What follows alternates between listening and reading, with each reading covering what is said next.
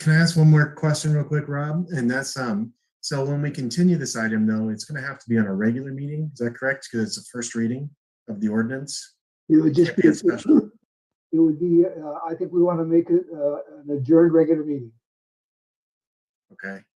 We'd adjourn this meeting to the time that's selected by the council for the subsequent meeting. That makes it an adjourned regular meeting. Okay. Start the webinar. Recording in progress. Okay, good morning, good afternoon, or good evening. We're going to start the Marina City Council meeting for February 15th. And we're going to start with the roll call. Councilmember Medina Dirksen. Present. Councilmember Burnett. Here. Councilmember Berkeley. Here. Mayor Pro Tem Biala. Here. Mayor Delgado. Here. Oh, great.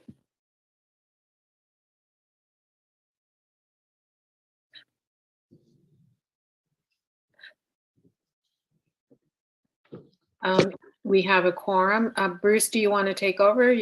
We're just going to adjourn to closed session. And if we have any changes in the closed session agenda, Rob? No, I think we'll adjourn to closed session relative to the items that are listed on the agenda.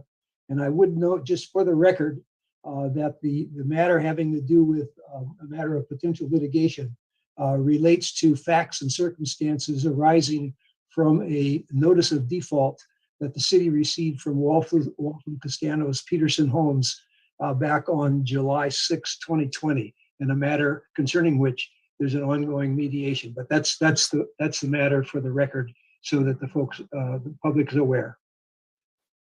Thank you. Okay, I think we can go to closed session now, and we'll be back at 6:30.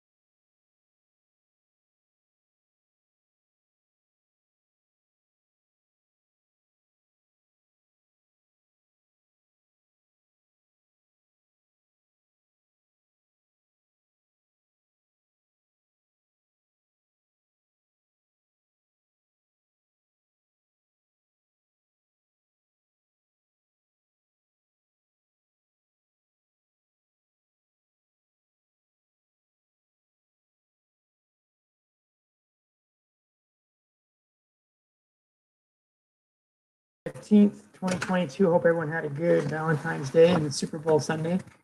Oh, the Rams won 23-20. That was great. This is a regular city council meeting for the city of Marina. We just came out of closed session. We are 20 minutes late coming into this open session.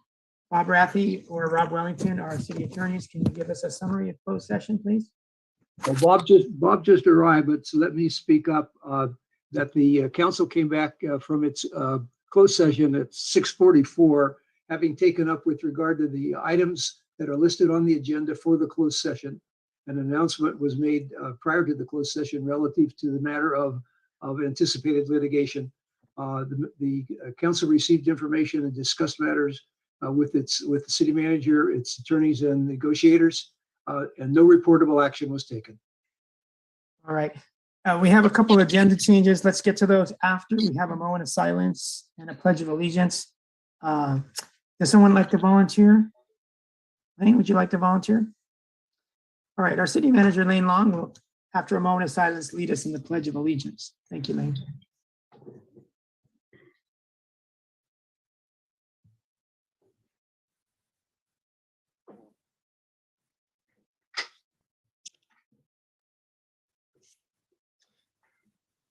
Please join me in the Pledge of Allegiance. I pledge allegiance to the flag of the United States of America and to the republic for which it stands, one nation, under God, indivisible, with liberty and justice for all. Thank you very much, Lane. Okay, the agenda changes are big ones. We're deleting, well, we're changing a couple of things on the agenda. We have a public hearing tonight scheduled under 9A, which we would get to in about probably 20, 30 minutes.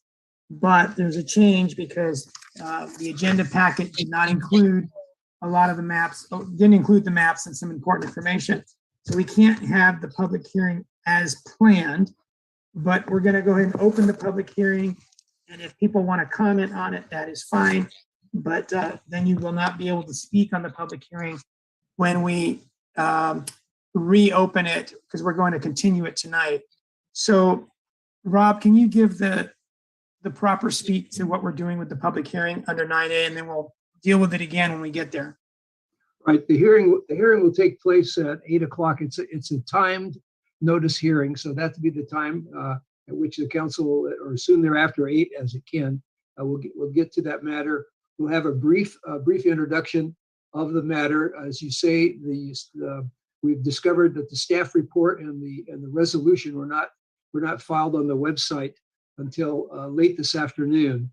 So we will open the public hearing as it exists. All of the maps were contained in the agenda, and all of the maps have been on the website for all of the required time. So we will then go ahead with the closed session, with the public hearing, and those, as you've indicated, those members of the public who wish to make comments at this time may do so.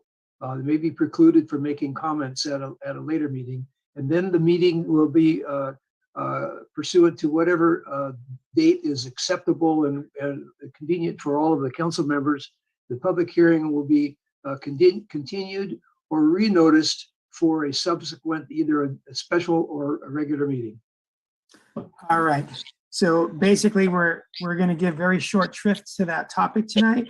So if you were here tonight for that meeting, just know that we're not going to be going into very much depth, but we'll be continuing that item to a future meeting coming up very soon.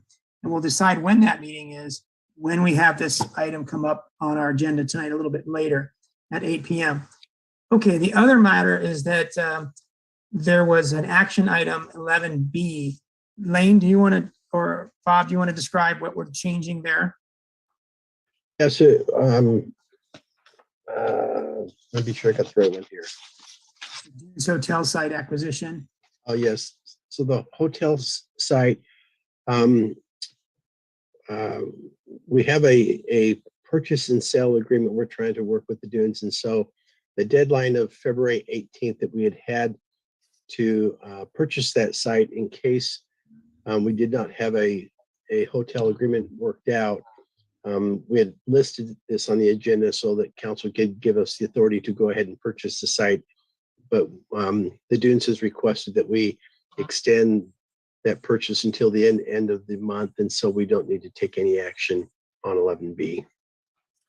Okay, so the landowner is asking for us to extend a deadline, and therefore we don't need to take action on acquiring the hotel property from that landowner, the Dunes, the Marina Community Partners, the Dunes development area. All right, so when it comes to 11B, we're just tabling that. Is that what we're doing? Okay. Yes. All right, so we'll still have the Martin Luther King action item A. But now let's go back to our normal process here. And we have a special presentation about the Central Coast Community Energy by Lena Williams. Lena, are you with us? If so, let's make sure that you're on the, looks like we might have spelled your name wrong on the packet. Matt, can you co-host me, please, and move Lena over to the panelist side? Or is she there already? No, she's still on the attendee side.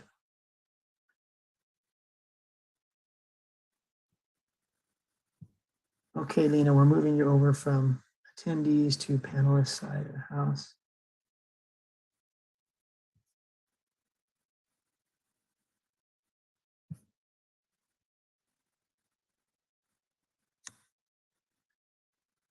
Good evening, everyone. I hope you can hear me okay. Yes. Thank you so much. Thank you, Honorable Mayor Delgado and council members. My name is Lena Williams with Central Coast Community Energy. And I'm here to provide all of you with your annual joint member agency update with Central Coast Community Energy. I'm just gonna switch over here to share my screen. Hopefully I have the okay to do so.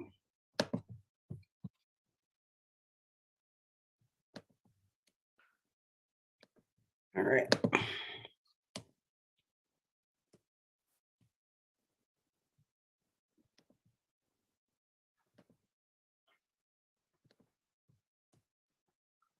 So I know I was back here last April to present to the members of the council and to the community.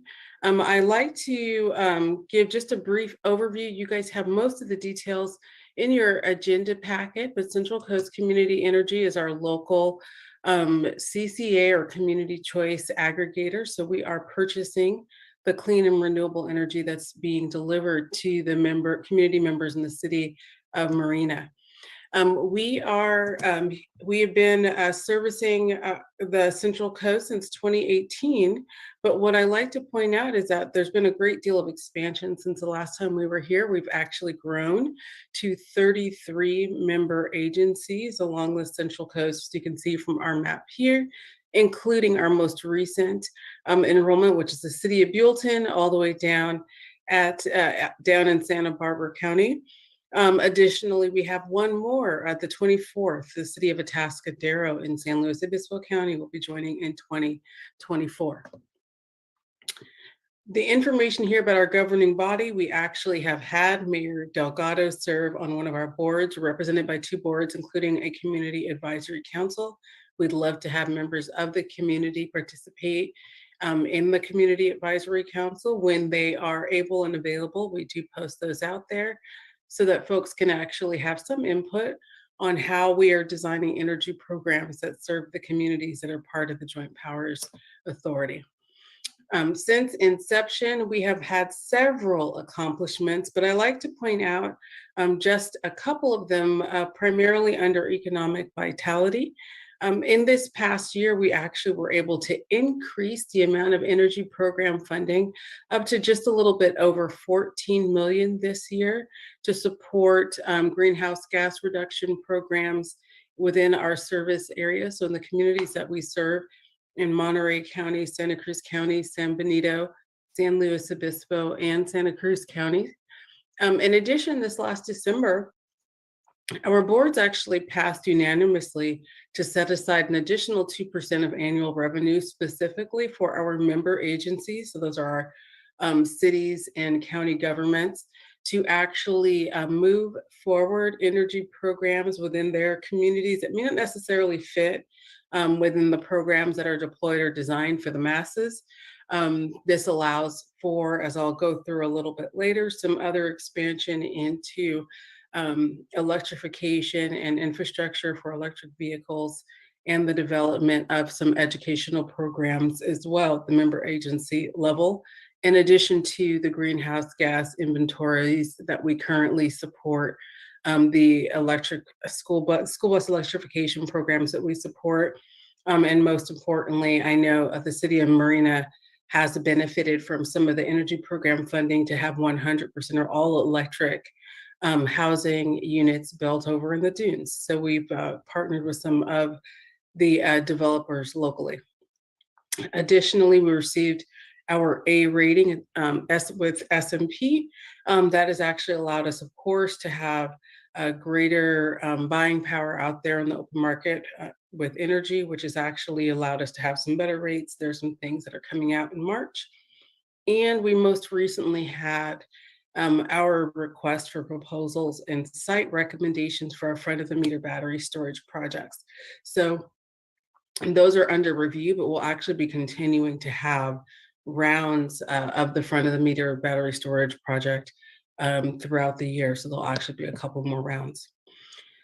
As part of our pathway to 100% renewable energy, that's what those programs are all about, right? We're looking to actually provide 100% renewable, utilizing now going forward locally generated renewable energy from renewable energy plus storage projects, with the goal being, of course, to have renewable energy 24 hours a day, which is why the battery storage is becoming a component, but also to achieve 100% renewable on the Central Coast by 2030, as opposed to another 15 years down the road. Some of the projects that we already have in the pipeline to go live are just represented here on the slide. I won't go through every single one of them, but right now we are on track to meet our first goal of 60% by 2025. And then that ongoing procurement, of course, includes the short list of projects that would be 100% generated and battery storage projects of renewable energy here within the service area. So we consider locally, of course, as within the counties and member agencies that we serve. So when we put those requests for sites out, our request for proposal, we did receive over 70 sites submitted from all of the member agencies within the service area at that time, and then they're currently under review. I mentioned some changes to our rates. So of course, one of the goals of the Joint Powers Authority primarily was to provide rate stabilization. And we've done that in several ways along the years. At the initiation of services, we were in a rebate structure, which meant at the end of the year, everyone would get a rebate. So in 2018, it was 3%, 2019 is 5%, and then up until April of 2020, it was 7%. During the pandemic, May and June 2020, we did have 2 months where every customer received a 50% reduction in their CCCE generation rates while everyone was sheltering in place, and in many cases using a lot more electricity. We are currently set at 2% until March 1st of this year. And then that's when we go into our new rate structure. The goal of the new rate design, of course, was to actually look at what the costs are to serve our customers. Our previous design, which is really based on what PG&E's rates were, and then we just looked to have a discount. But we realized that under that model, some customers were paying a little bit more than they might need to, because PG&E designs their rates based on different factors, and they base it on their overall or larger customer service, customer pool. And we wanted to look at something that actually looked at how customers along the Central Coast were using energy and design rates that actually matched that energy usage, that actually matched what the costs were to serve those customers. And so we're coming out with the 2022 rates going live in March. That will have an average overall savings of about 8% across customer classes. Those rates were approved back in December, and we're looking at our actual costs, should anyone ever wonder, are really the power procurement, the cost of those energy programs that I mentioned, so that 4% for our general kind of pool for energy programs, and now the additional 2% for the member agency services added programs, and then the administrative costs, and then our rate stabilization fund. And that is the fund that we utilized or pulled from to help provide that discount during the COVID-19 pandemic. So we do use those funds in times where there may be some fluctuation or some kind of dramatic changes in the cost of energy. So the most important thing here is kind of taking a look at how our energy programs have been set aside, or how the funding has been set aside. As you can take a look here and see that we have over 10 programs actually deployed. And you'll notice that member agency services isn't even listed here. This breakdown actually reflects strictly the programs that are available overall to every customer, not only say every customer class, but across every customer class. And when applicable, member agencies can apply, but within this kind of buckets here, they'd be applying or competing with, say, other commercial customers or other residential customers, as the case may be. Member agency services funds are kind of set aside or earmarked specifically for the cities and counties that are currently being served. So this is just how this is broken down. Electrify Your Ride was a very popular program for electric vehicles last year that actually we've extended over into this year. And you'll see that it's over $2 million that are set aside for electric vehicles. We have actually, since deploying the program again this year, our fiscal year started in October, and we've already exceeded the number of applications that were received there during the entire year last year. So in that first 4 months of the program, we've actually exceeded that. And that program is for electric vehicles.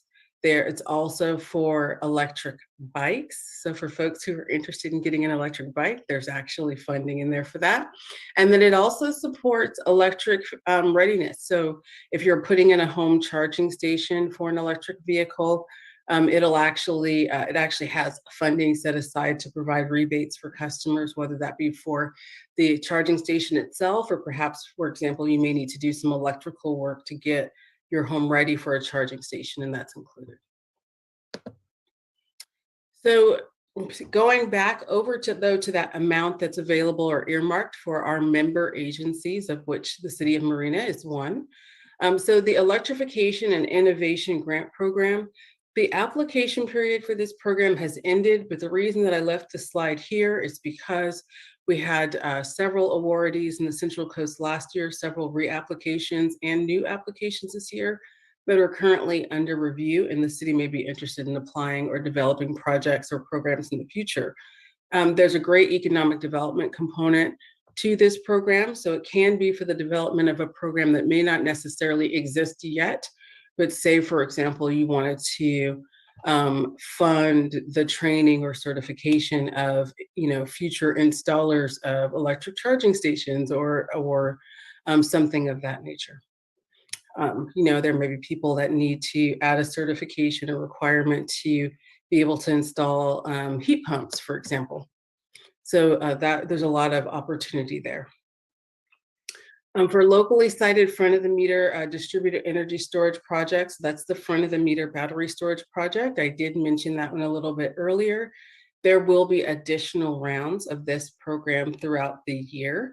So there will be RFPs posted, but additionally, there are members of the CCCE staff actually reaching out to city staff to schedule time to sit down, talk about what the project needs are or the opportunities for projects in this fiscal year, so that we can kind of find out who the right people are to stay in communication with when these opportunities become available, so that they're aware on the front end when those windows open. So the medium and heavy duty electrification, so that's really a big one. So for example, cities that may say want to replace a fossil fuel powered street sweeper with an electric one, or refuse trucks, or we do have some that are electrifying their vehicle fleets. So within their smaller, like community passenger vans and the like. So there's definitely different opportunities here for the communities to take advantage of funding for those medium and heavy duty electrifications projects. if, for example, the city does in fact have their own heavy equipment versus leasing or utilizing a contractor. And then I mentioned the expansion of Electrify Your Ride.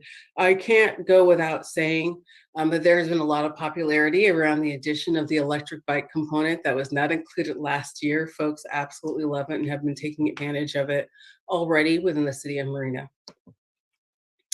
So City of Marina, I like to bring up the kind of the by the numbers here so that you kind of have an idea of where the community stands so far. The City of Marina currently has 92.81% of eligible community members enrolled. And you can see here that breakdown across residential and commercial. I bet you didn't know there was one agricultural account in the City of Marina. So there's actually 100% enrollment of the agricultural customers.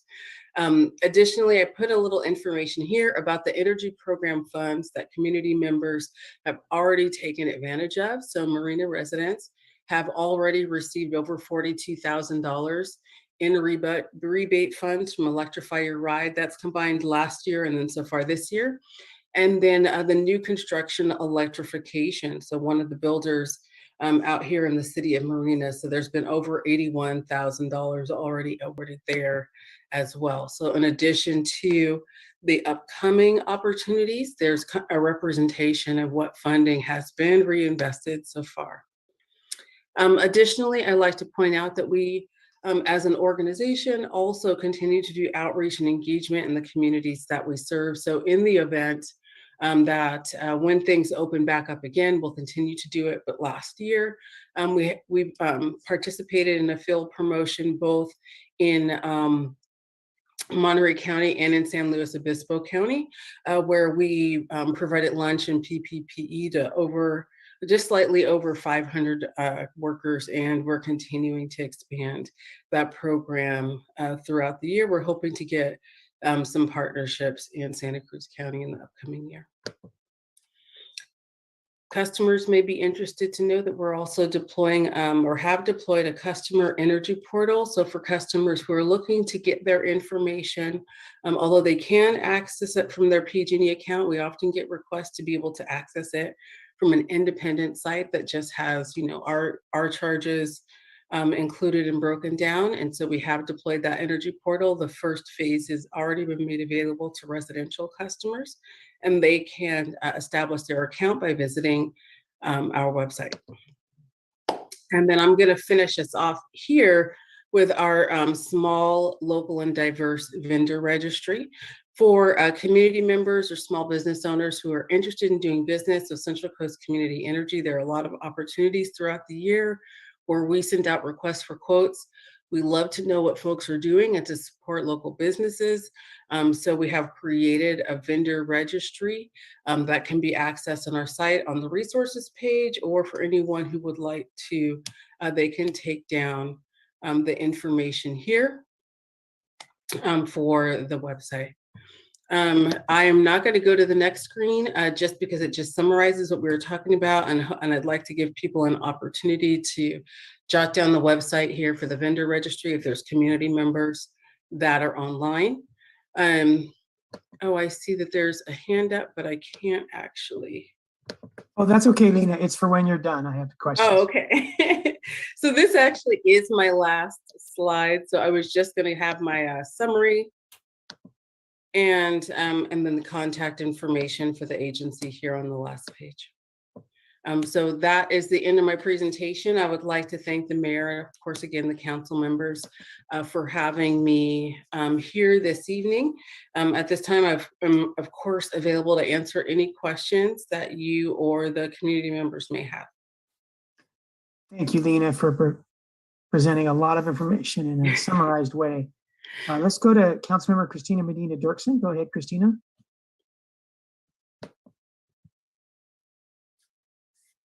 Thank you, Lena. I was very excited to hear this presentation. You did a good job. I've heard a lot about you. Now, one of the things I wonder, every month we receive at our meetings these check registries. So members of the public that are here tells us what your city's spending money on. And for the month of December, we spent, or at least partial December, $14,000.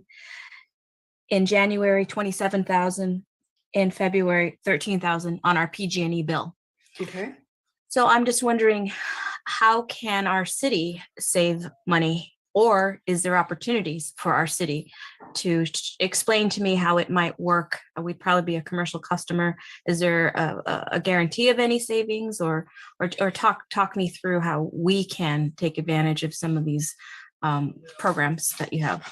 Wonderful. So that's an excellent question, council member. So yes, there are two ways. So first of all, as a member agency, you do have a designated point of contact.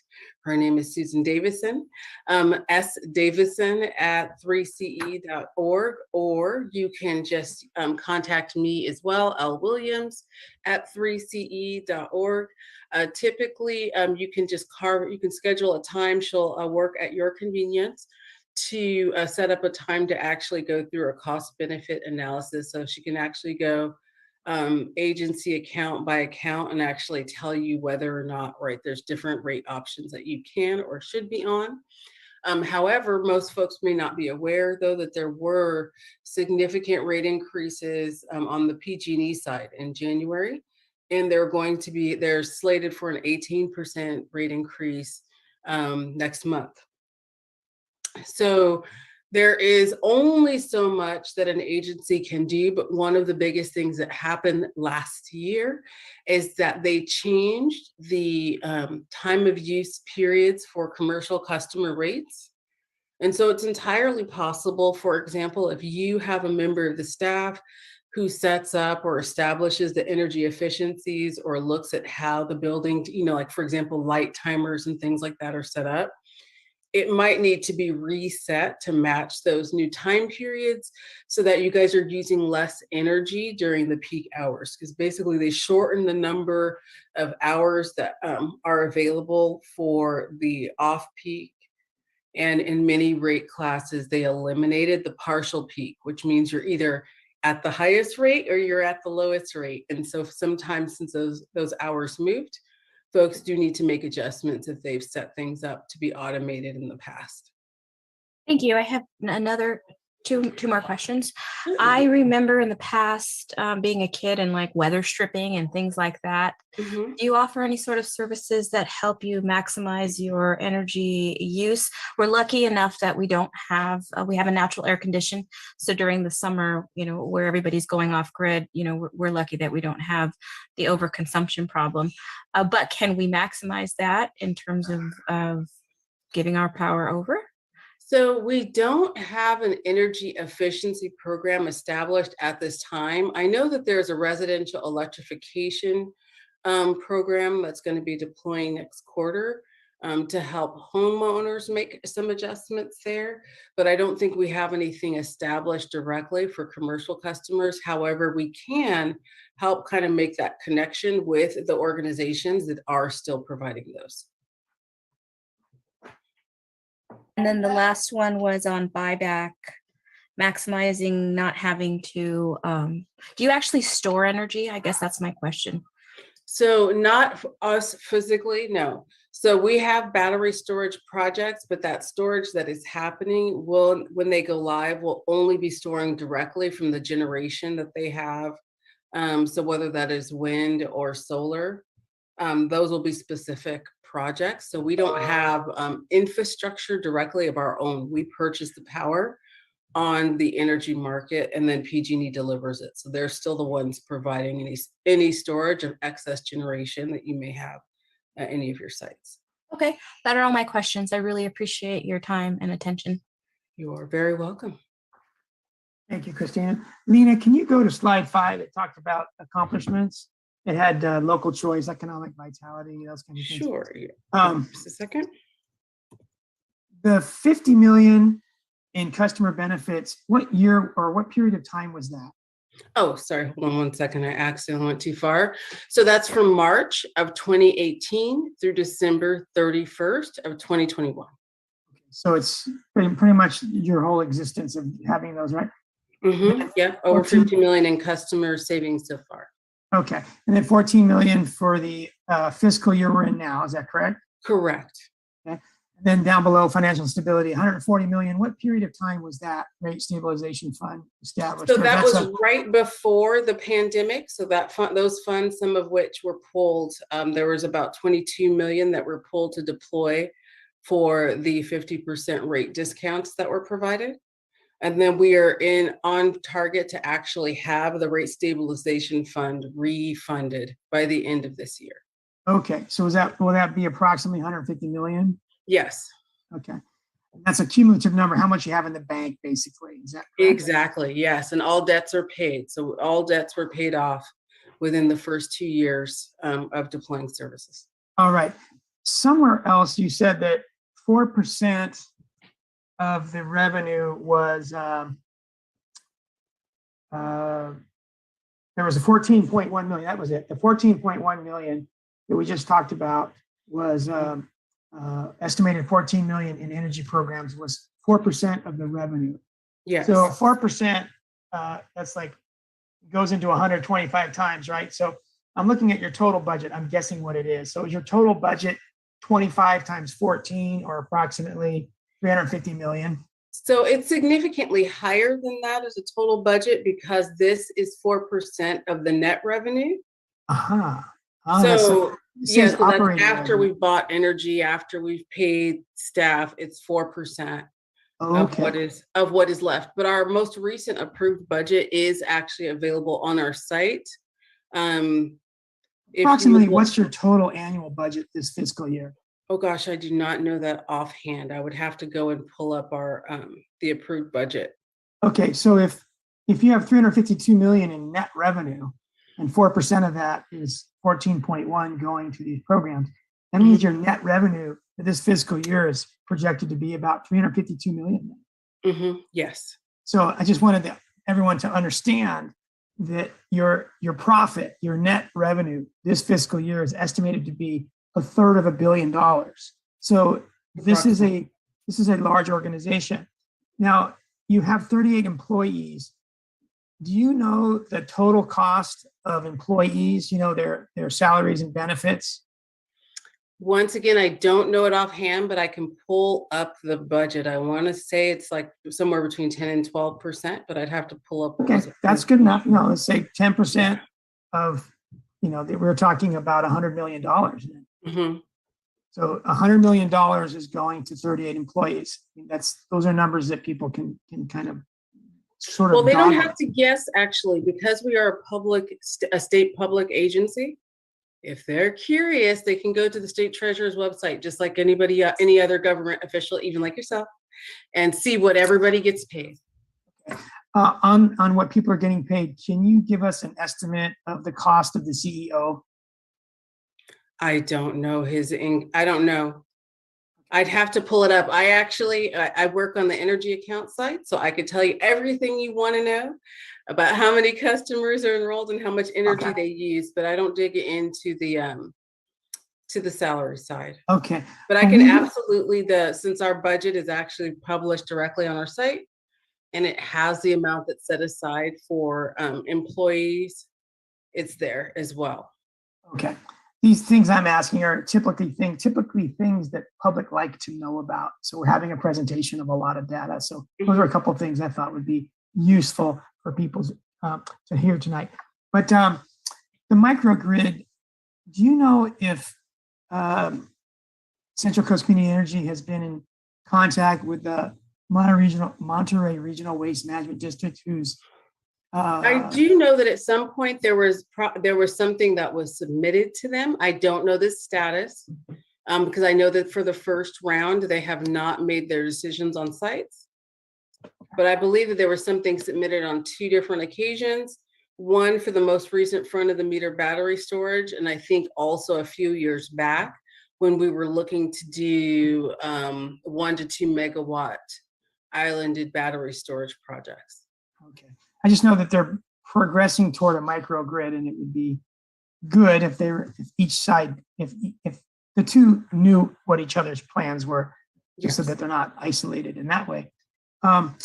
We recently decided not to go with an electric fire engine because its cost was 1.5 million, and the standard engine was 1 million. So we just thought, well, we can't really afford to spend 500,000 discretionary dollars on an electric fire engine, although our city manager and our staff really wanted it. They kind of agreed with the council that it was a hard sell. So in the future, we're going to buy another fire apparatus, and it's going to have a ladder on it. So perhaps there'll be some kind of electrical option there.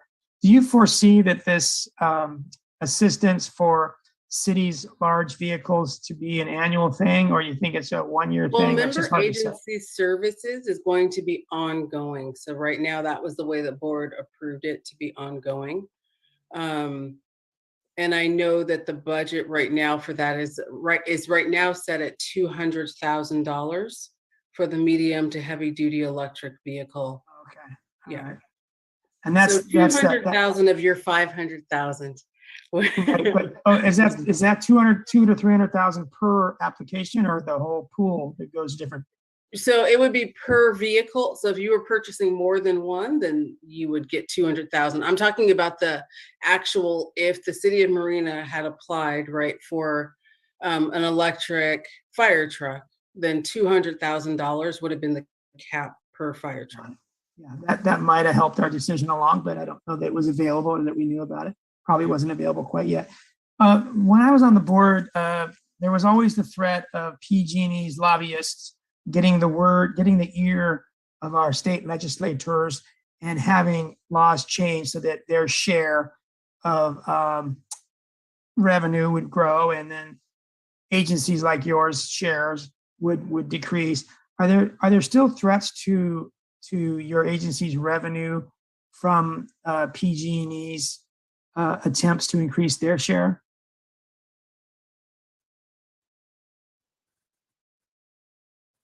Lena, it looks like you might have froze,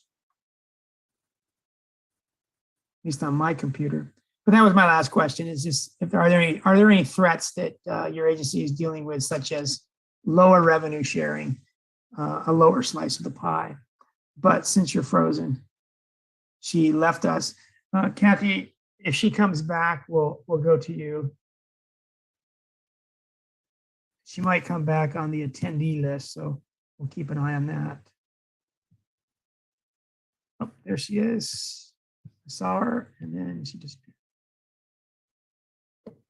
I'm back. Sorry about that. So just briefly, any threats on the horizon to your revenue streams? To ours, no. So the threats from PG&E competition for pie shares, that's behind us now? Well, so for us, there wasn't, in that we're on the generation side, not transmission and distribution. And since our enrollments are completed and are at 93% enrollment for the agency, we're over and above any worrisome periods. Yeah. Once the debt was paid off, we had the A credit rating. We were good to go. All right. Good job. We're going to go to our Mayor Pro Tem, Kathy Bayala. Thank you.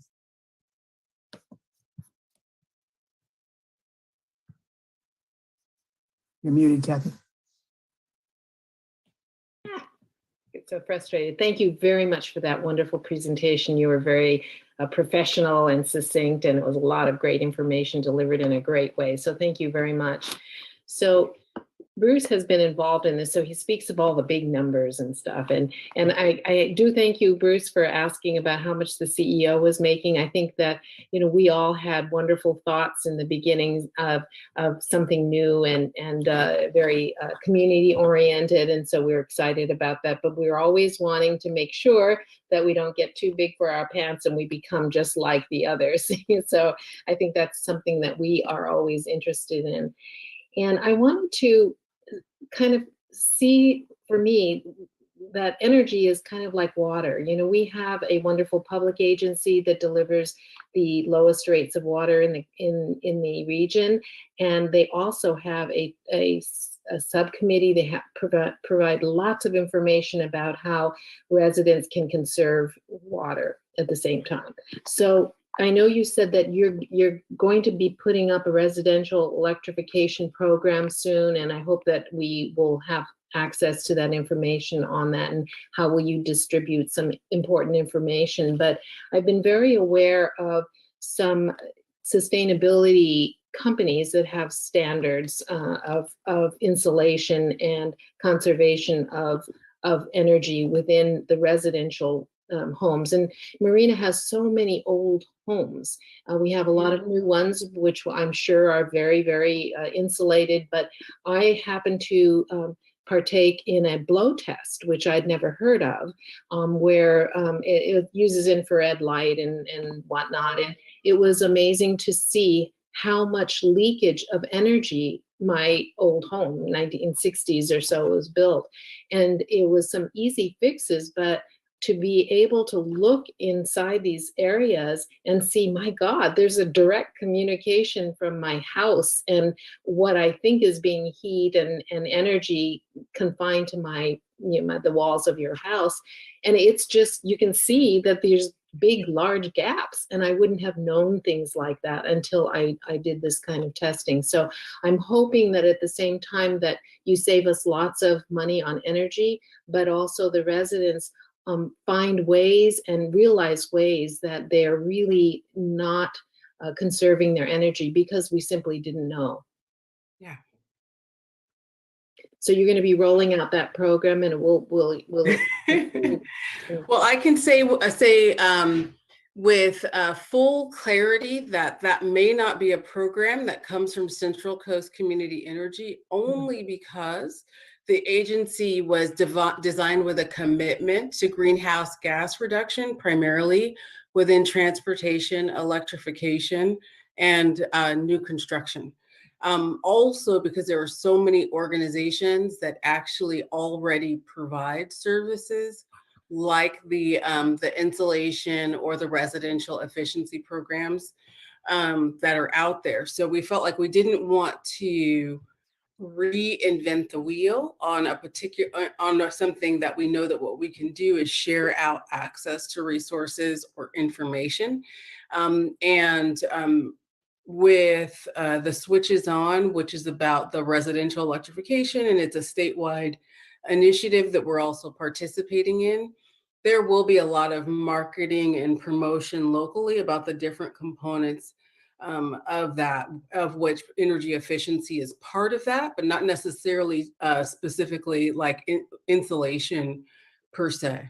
Mm-hmm. Okay. But linking folks, the Switches On will link folks though to contractors and companies that do other things like that, not just the component that we're participating in for building electrification. Okay, great. Thank you.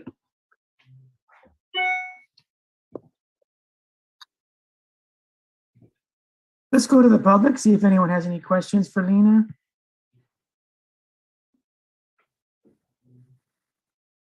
All right, Lena, thank you so much.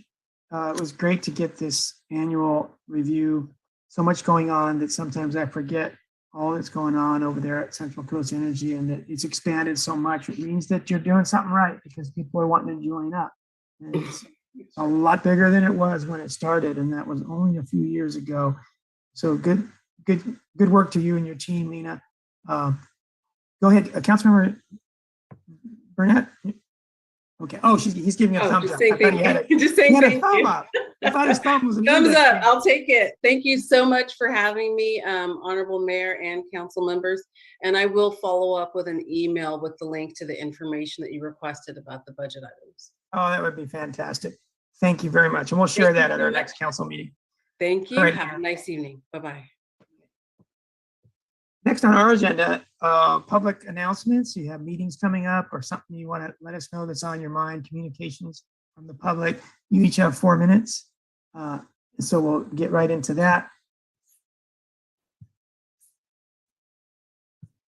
And let's hear from Mike Owen. Hello, Mike. Hello, can you hear me? Yes, we can hear you, Mike. Good evening. Fantastic.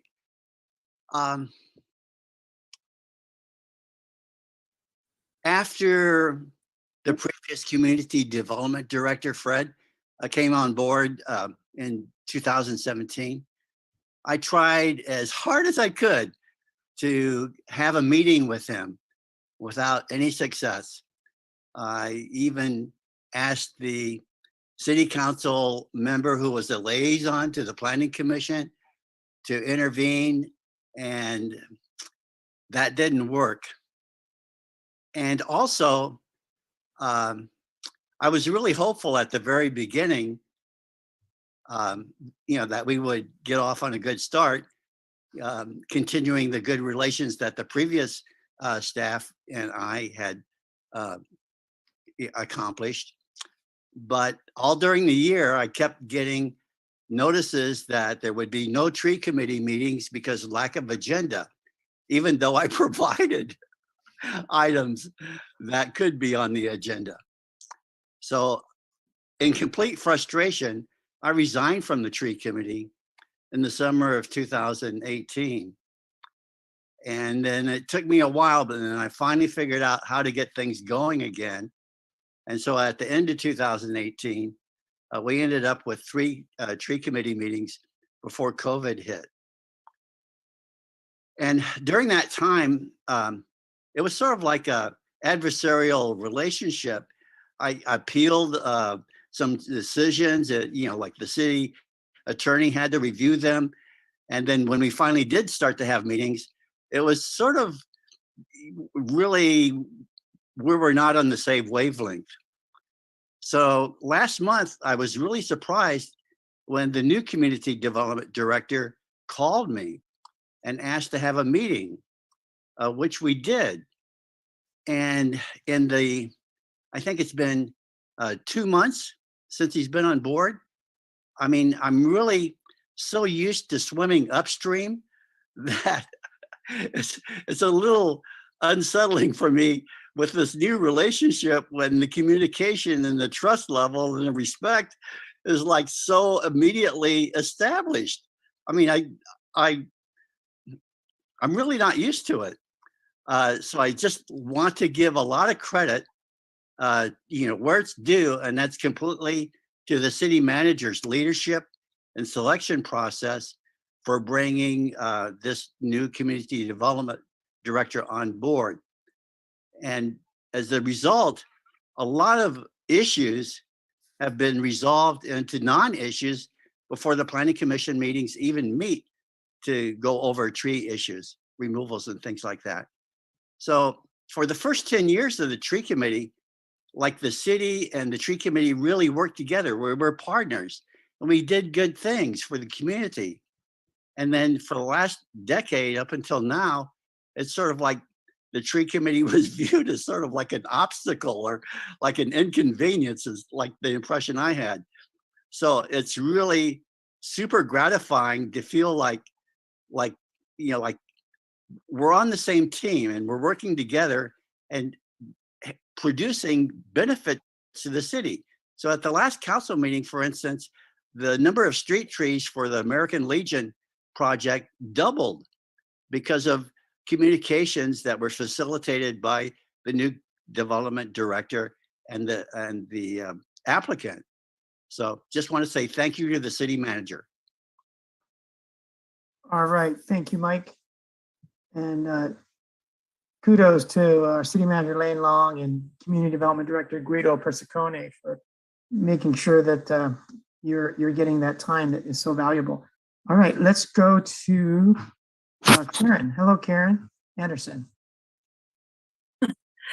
Thank you, Mayor Delgado and City Council and staff. I submitted 2 photos of bulldozers over on California Avenue earlier today. Did they make it in time to be shown tonight? Who did you send them to, Karen? I sent them to Anita, Brian, you, Kathy, are the main ones. Okay. Maybe about 4 o'clock today. All right. Did any staff have those available for us to see? I believe I can if I can do the share screen here, Mr. Mayor. Okay, I'll get started since my time is shortening. So I did submit 2 photos of bulldozers on California Avenue. There we go. Look at those guys. They're ripping up everything except that one tree you can see with some orange fencing around it and some shrubs over to the left with fencing. And they've been fenced along with about half a dozen others since January a year ago. And when a bunch of us worked really hard to salvage as many of the other plants, native plants, as we were able. And we considered this orange fencing to indicate that the trees and shrubs which were surrounded by that to be preserved. And so, let's see, I'm sorry, losing my track here. And so the number of plants which seem to be slated for preservation compared to this lone coast live oak, which seems to be the only one, I have a few questions. What does the orange fencing actually indicate? What will be the compensation rate for the trees which were taken, which had been fenced? Because we considered the fencing meant we would not have to keep our eyes peeled for the welfare of those trees as the bulldozers moved ever closer in the last couple of weeks. And so I have those 2 questions. And my thanks to Jackie Gardner for serving as our watchdog in this instance. Thank you very much. Did you need me to repeat the questions? No, we have Brian, can you go to that second photo? She sent 2 photos with that email, just to make sure we see the information she wanted us to.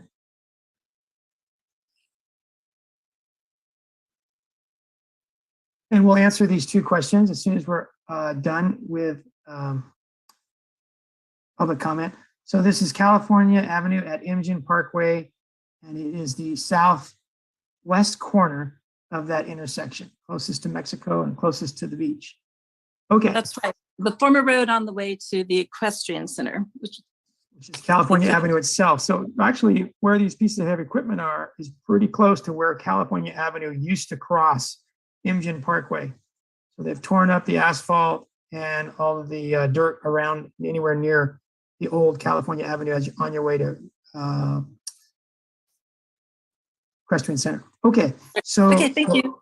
Thank you very much, Karen. Sure. Let's go to Audra. Hello, Audra Walton.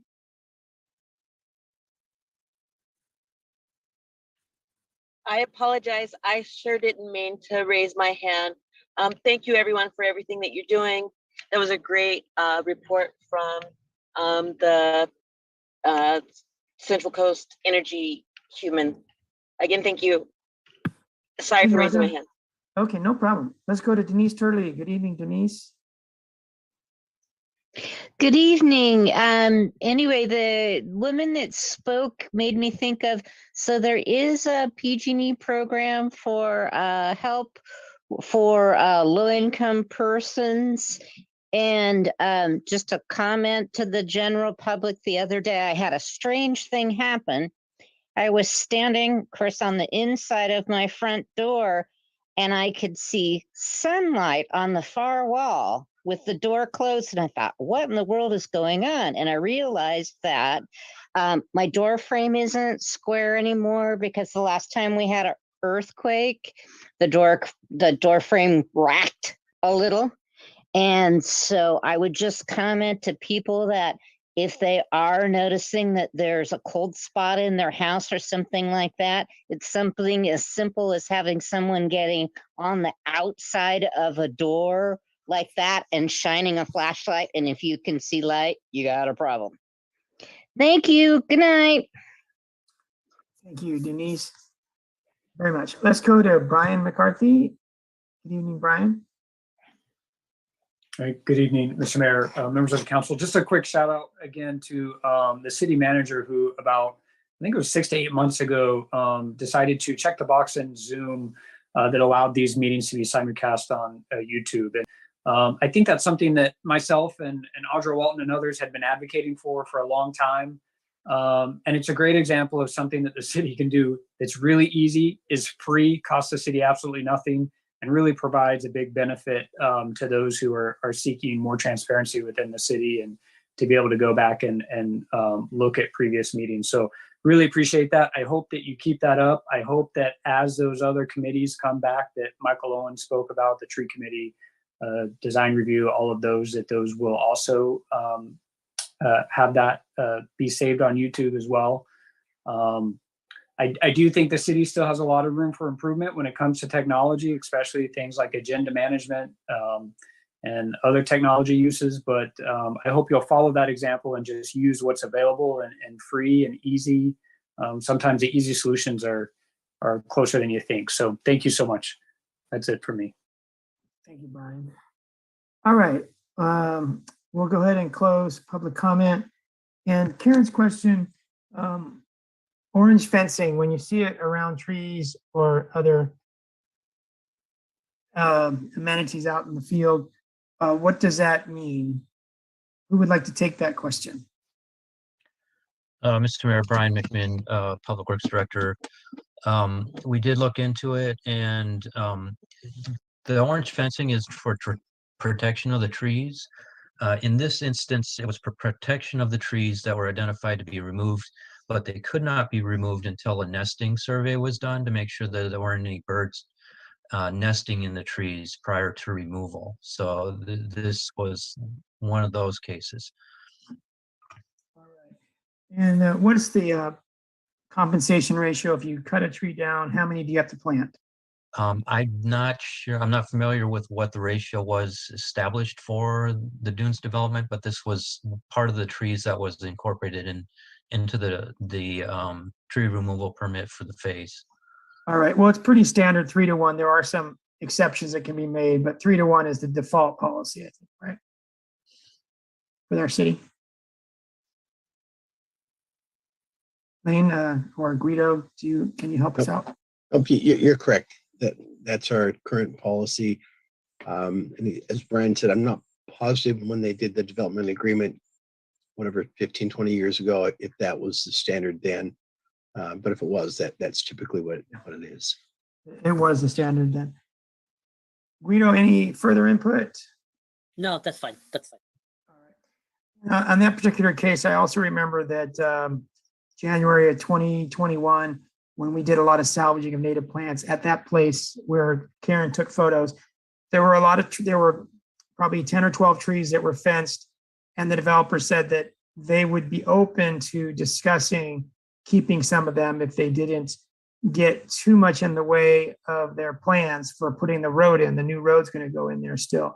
So if they could have been saved, there was going to be some discussion. So I think besides the bird nesting surveys that needed to be done, they might have also been up for potential saving, but they didn't make that cut, apparently. All right. I don't think there was any other questions. So let's go on to council members. Any announcements you'd like to make? Christina, your hand is up. Thank you. More of an observation. Is that okay? There was a Carmageddon, as I called it, the other day when we had a traffic incident on Highway 1 with a truck that blocked southbound Highway 1, and a lot of traffic on our streets. I just want to give a kudos to our chief and our police staff who handled that. It was a lot of traffic on our surface streets and other traffic matters, incidents as a result. So having gotten caught in it, many of us, it was a bit frustrating. It was a bit frustrating today too. Just, I would like to know if there's any notice of, if we hear from Caltrans, if they're going to continue to work on that road, if there's any way we can establish some, use our signs, the signs, the electric signs, to let people know that there's some traffic backup. Some people got caught in that up to like 3 hours. It was not good. But I, again, just want to give a kudos to our staff, the police officers. I'm sure every single one was out there on that. The other thing, it has to do with districting, which we're going to talk about a little later, but it also has to do with technology. Can I proceed? Yeah, this is the time for any announcements. Oh, okay. I just want to say I want to give also a thank you to Brian McCarthy, who joined me on a Zoom yesterday, a community Zoom where we talked about the maps, and Karen and a few of you were there. That information is available on my Facebook page. Christina Medina City Council, or you can contact me. Anybody can watch it, and you can see that we walk through some maps. I hope to do another one because the mapping issue we will get into a little later was quite complicated. So I just want to make that available, and thank you. That's it. All right. Thank you very much, Christina. I want to say thank you to 10 volunteers that showed up last Saturday to pick up litter between Beach Road roundabout and the access road to the landfill. There was about 14 miles of roadsides and bike trail, and they did a really good job cleaning up most of it, not all of it. But thank you to those 10 who did, and to Pat Grant, who gave us all pizza at noon when we were almost finished. That was great. Also, thank you to the volunteers that showed up that same day last Saturday at the community garden Oak Woodland project outside the Marina Library. And on this next Saturday, February 19th, there'll be another event, as there is every Saturday, from 9 a.m. to 1 p.m. to transplant baby native plants, to plant out adult and teenager native plants, harvest food from the community gardens, water, weed, spread chips, basically gardening like tasks. It's a lot of fun, and it's a beautiful, beautiful place to spend time. So that's every Saturday from 9 a.m. to 1 p.m. outside the Marina Library. You'll see a garden shed. That's kind of like where people meet, and it's a good place to go if you want to join this event. On Saturday, February 26th is the last live music volunteer planting event on Fort Ord National Monument this year. And on these dates, such as February 26th, the gates are unlocked so that anybody can drive to this event to volunteer. And in so doing, you see a lot of Fort Ord that's normally not available to vehicular access from the public. So it's about a 15-minute ride from Reservation Road at Imjin Parkway. And it's about a 15-minute ride from Light Fighter Highway 1. And there's BLM, Bureau of Land Management, special event signs along those routes. So you can just follow the BLM special event signs. And this week, this February 26th, there'll be jazz music, a live jazz band while we are on our hands and knees planting plants. But it's beautiful. I mean, it's an astounding location this year. You have a 360-degree view of the Gabilan Mountains, the Sierra de las Salinas Mountains, the Monterey Bay, Moss Landing. It's just an incredible view. So February 26th, 10 a.m. to 1 p.m., follow the BLM special event signs. You can contact me if you have more information, but it's great for all ages. And we're building up, the last thing I'm going to say, to an Earth Day event, Marina Earth Day. We haven't had one for a couple of years. So on April 23rd, Saturday, it will be a Marina Earth Day event outside the Marina Library at that garden I mentioned earlier. And there'll be bird walks given by Audubon Society. Save the Whales will be there. Blue Zone folks will be there, and they'll be helping to organize the event. And there'll be other booths, I'm sure. We'll have live music. We'll have free food. We'll have prizes for people that come, especially kids. So April 23rd, Saturday, mark your calendar for Marina Earth Day. All right. Brian, you still have your hand up. Go ahead. Yes, Mr. Mayor, members of council, just wanted to announce to the community that 2022 is a good year to divert your food waste from our landfill, and to help everybody out, the city of Marina has food pails that people can put in their kitchen and place their unused or discarded foods. No raw meat, no liquids, no other materials that should go in the recycling or solid waste container. But you can fill this up, and at the end of the day, take it out and place your food scraps in your green cart with your yard waste, and that will divert it from the landfill. So we have them available at 209 Cypress Avenue. So anybody that stops by between the hours of 8 a.m. and 5 p.m. can pick up your own food pail for your kitchen. I love it, Brian. It's great to throw all the cooked chicken bones, all the orange peels, any food item that comes out of your refrigerator. If it's meat, it's been, like you said, it's been cooked. It's great to be able to throw that into the yard waste, whereas before it would go into the garbage or whatever. And it just feels great to use that new service. We're all paying for it, so we might as well use it and help the environment at the same time. Thank you, Brian. It's a wonderful piece of progress. All right, so we're going to move on to our consent agenda. Do any members of the public have any questions or brief comments, or want to pull anything off of our consent agenda? Brian McCarthy, why don't you start out?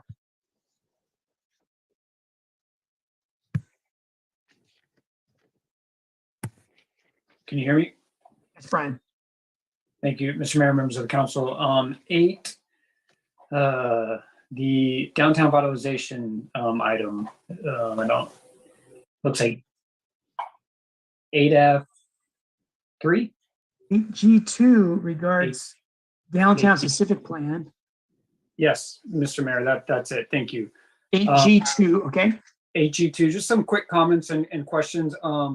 Obviously, this is a relatively big issue. As I talk to people, they remind me that downtown vitalization has been discussed since literally the turn of the century. I guess the questions are, I'm excited to see that this is still moving forward. I'm surprised to see that it's been delayed. I think everything that the public has heard from the city is that the environmental review is going to be approved yesterday, and that it was moving along. And this appears to say that that's not going to happen. So I'm just hoping we can get some pretty robust color from the city about what's going on, what new timelines look like, and then finally, just some assurances that the public and relative commissions and the council are still going to be very involved in all of the decision making as the plan gets finalized. And that's it from me. Thank you. All right, thank you. Lane, what's the time, the new deadline or estimated time of completion for our downtown specific plan? Sure, Mayor, and I appreciate that Brian kind of brought up those issues. We think the new completion date, and part of this depends on our public outreach process. We build in a rather robust outreach process. We don't need to do that much, and as we get further down the road, we may put out some of those or take back some of those items we put in. But right now, it'll be ready adopted by February of next year.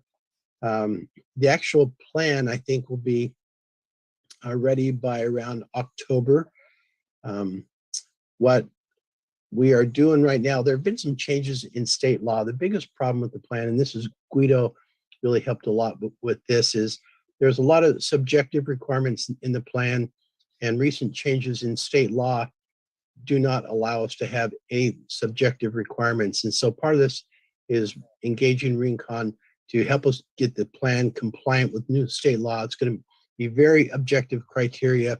So when it's done, any business, homeowner, whatever, they can just pull a plan. It's going to have objective criteria. They design it to it, and it'll be approved. The other part that we are working on is we want to do this overlay zone so that we can get our housing element approved right away. And that's an important element of this revision right now. We're sorry that it has taken a little bit longer, but Guido's going to see this home, and we're pretty confident that that we're going to meet those timelines, if not earlier. Lane, just a quick point of clarification. I'm sorry. So you said October, it will be approved, and then February? February, it'll be completely approved if we go through this really extensive public outreach process. I think the actual document will be ready by October. At that point, then it depends on the public outreach process. We certainly want to have meetings with the business owners. They seem to have the largest questions, and then it depends on the outreach that the council wants to do after that. Terrific. Thank you. So draft plan available for review by everybody October this year? That's what we're shooting for. Okay. All right. Christina Medina Dirksen, did you have any brief comments or questions or want to pull something? Well, I don't really want to pull the register, but I do have a couple questions on some expenditures. May I proceed? Okay. I want to make just one comment really quick. Page 3, there's a $21,000 recruitment fee. So I want to let Mr. Owens know that was for our community director. We spent over $21,000 finding him. So that's your money at work right there. Secondly, some questions for probably our public works. On page 5, There is a $213,000 expenditure for the Marina Coast Water District having to do with the resurfacing of Flower Circle and some inspection fees. Now, I had asked in the past, I know that we redid Flower Circle in terms of the paving, but I had asked the question, are we responsible for the pipes underneath, which is going to have an impact? And you had said, if I understood correctly, the answer is no. And I understand there was a pipe problem on that street. And the reason I ask this is I want to make clear, if we're fixing our streets, the 26 most, some of those, are we going to have anticipated cost of fixing pipes that might burst under the street? So if you can tell me, clarify what that $213,000 expenditure was. Again, page 5 of 8. Let's hold there, Christina. Let's just get the answer if we can. Brian McMahon, are you available for that? So, well, the council member has stepped away, but, there were some materials that were not available to the contractor at the time, materials that Marina Coast had in their stock, I guess, to make some of those repairs.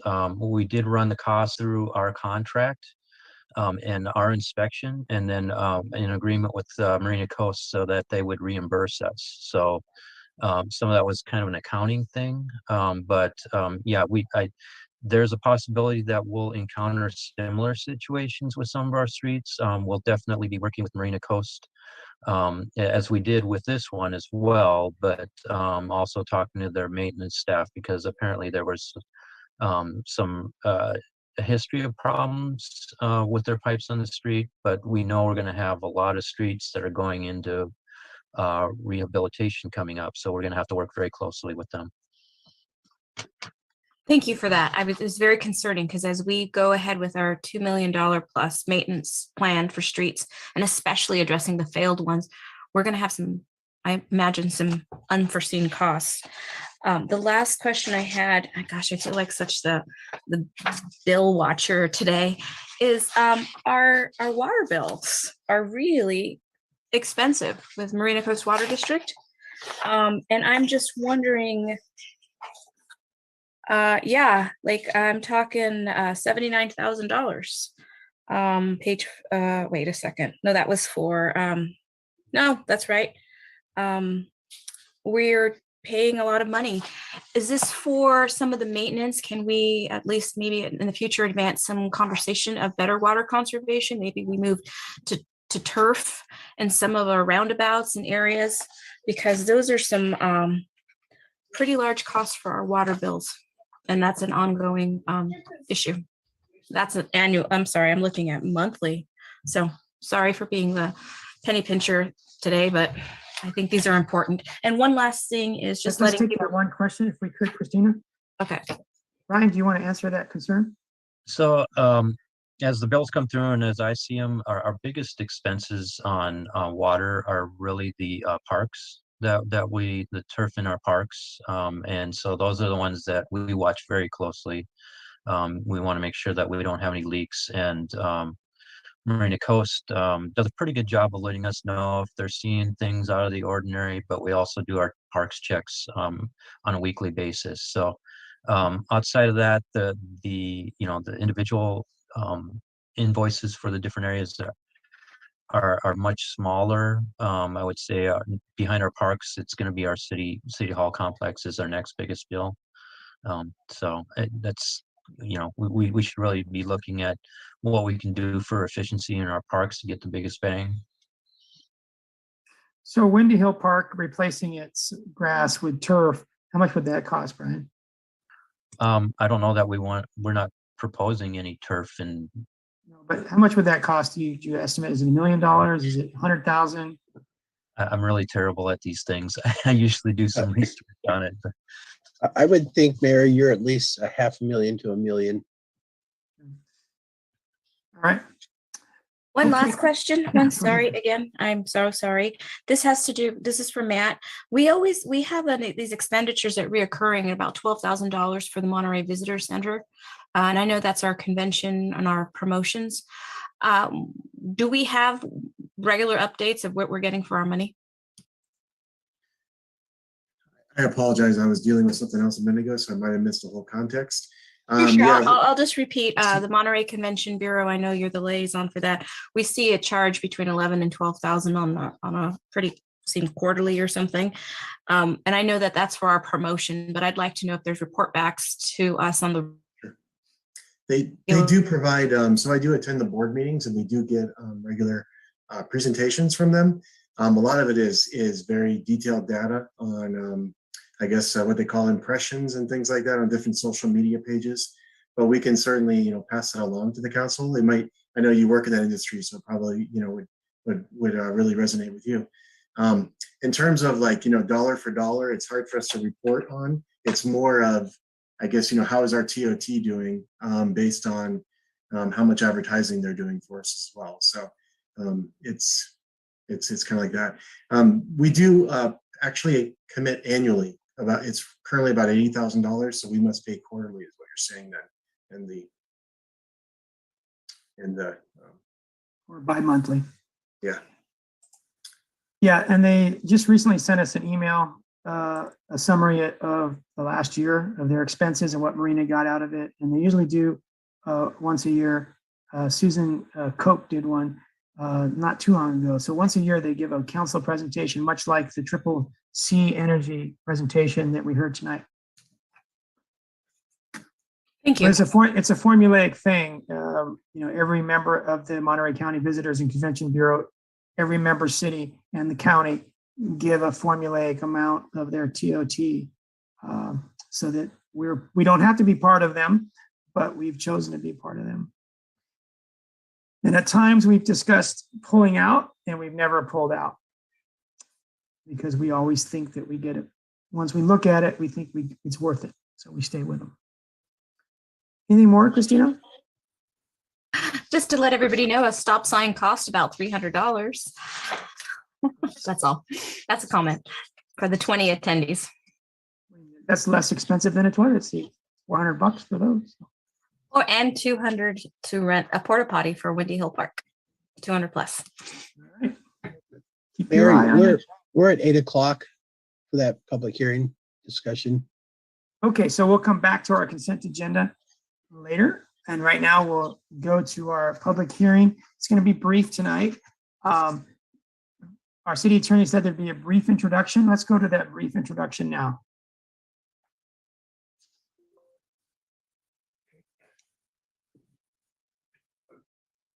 Okay, sorry. I'll get us going and then I'll ask Bob to kind of guide us through this evening and then another evening. So just for the public who is here tonight, who doesn't have a ton of background. So following each decennial census, cities must review and adjust their districts based on the population. We have to keep them balanced, basically, right? So we have to have this all done by April 17th. We began way ahead of time last year working on this process. We had two Matt, can you explain what a district is? Sure. A city council district is a geographic area. We have one council member representing that area. And the people who live in that area get to vote for that council member that they want to represent them. Probably the quickest way to say it. So we had so far 3 public hearings. 2 of them were just on taking information on our communities of interest. We had one hearing where we actually introduced maps, and those were maps that were submitted by the public prior to December 21st. We also had 2 community workshops to engage directly with the community about that. The maps that were supposed to be shown tonight to the council, for the council to deliberate on, for the public to comment on, were posted on our mapmarina.org website on February 4th, which is well ahead of the statutory deadline of 7 days prior to the hearing. We did notice, unfortunately, just before the meeting tonight, the staff report didn't make it into the packet that was posted on the city's website for tonight. So that is, caused a bit of a technical snafu that, makes us adjust a little bit tonight on how we're going to do this. So it looks like, we're gonna, I'll leave it to Bob to explain, the process for this evening. Okay, I do think, thank you, Matt, appreciate that. I do think that we should open the public hearing this evening. This is the 4th public hearing. At least 4 public hearings are required in order to adopt a new map.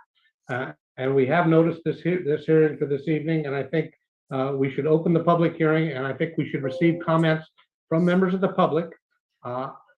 And I don't think that we should advise the members of the public that if they speak tonight, that they cannot speak at a subsequent public hearing.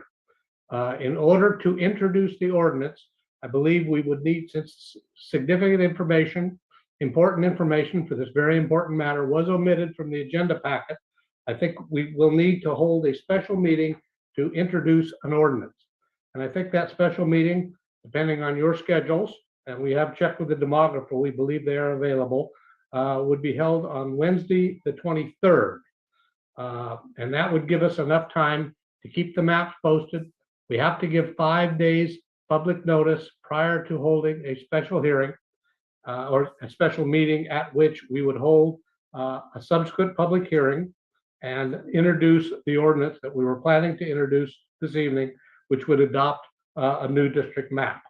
At that point, we would have enough time then to have the introduction would take place on the 23rd, I should say. The adoption of the ordinance would actually take place at the regular meeting on March 1st, and the ordinance would go into effect 30 days later. So Bob, you're Yeah. suggesting that everyone tonight has an opportunity to speak for up to 4 minutes. And then again, when we have the continued hearing, they can speak for up to 4 minutes again. That's my suggestion based upon the fact that the city did make an error here, and that this is a matter of such importance to the city. Something presumably we may only do once every 10 years. So I think in the interest of fairness, that they should have the opportunity. Just as we allowed people to speak at the third public hearing, and we would have allowed them to speak again this evening. So I think we should allow them to speak at the special meeting. Yes, that would be my recommendation.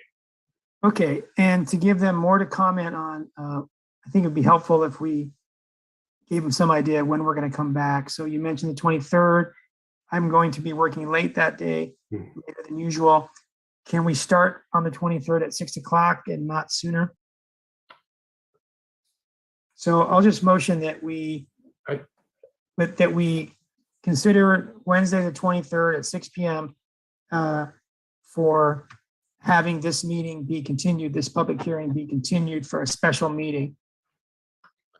I think that would work with, I believe the demographer has indicated that they would be available at 5:30. I'm sure 6 o'clock would work, Mr. Mayor. All right, is there a second so we can get on to discussion? I'll give the second, yes, because I think we do need to check with everybody's dates. I was supposed to be out of town on that day. But else I can see if I can juggle it. Does that work for everybody else? Not for David, but yes for Kathy and Christina. Not for David? That's correct. Yeah, I'm supposed to.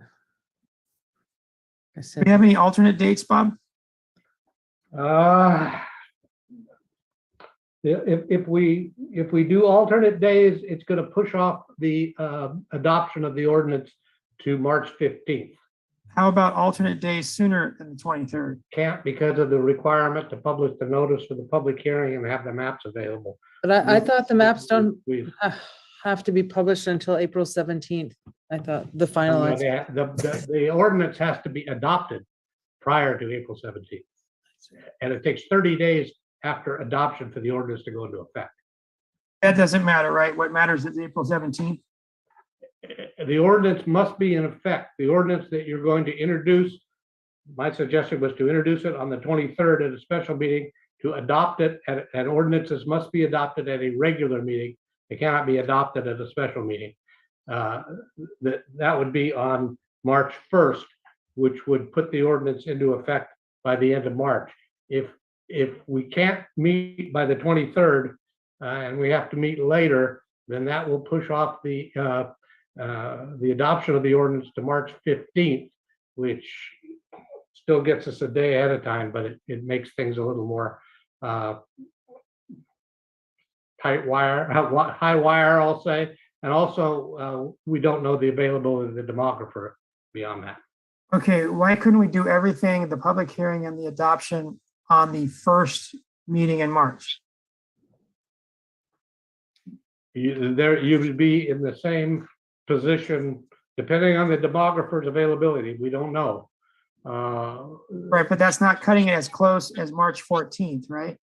Well, if you introduced it on March 1st, you couldn't adopt it till March 15th. You have to introduce at one meeting and adopt at a second meeting. The second meeting must be a regular meeting. So we need two regular meetings to cover this issue prior to middle of March. So it goes into effect middle of April. You can introduce an ordinance at a special meeting. That's what I'm suggesting to the 23rd, is that be introduced on the 23rd, which would mean you could adopt it on the 1st. Between introduction and adoption, there has to be 5 days. Okay, so council will either introduce it on March 1st and cut it close by adopting it on March 15th, or we clear our schedules and we have a special meeting February 23rd to introduce it and adopt it at a regular meeting of March 1st. So those seem to be our two options. Correct. Go ahead, Lisa. So if we do it on the 1st, I hear that it's cutting it close. Can we be sure that that's almost the only thing on the agenda? Because I want to be sure that we really have time for conversation. And we as a council have a tendency to really chew over things quite significantly. So that would be my request, is if we can do it on the 1st. And Well, it this- wouldn't have to be the only issue. It could be the first issue so that we make sure that we complete it. Fair enough. Fair enough. And just like tonight, the hearing would have to be held at a date, at a time certain. For instance, this evening, we had to hold the public hearing, which we're doing right now, getting ready to, at 8 o'clock. We had to take up the matter at 8 o'clock. At a special meeting, you would also have to take up the matter at a time certain for the public to know. Okay, let's go to Mayor Pro Tem Kathy Biala. I hate to say this, but I was going to miss March 1st because I have a commitment. And it's very tragic to me, but I have to make a choice. I honestly, I can make the special meeting on the 23rd. I was not planning to be available on March 1st. Okay. Any other comments? I have a Christina? question. I have a Go ahead, question. Follow up. On that March 1st, this is where we would be starting basically from scratch and having a lot of dialogue about this. Is it possible for me? No, you would not be starting, if you have the special meeting on the 23rd, on the 23rd, you would be selecting a map.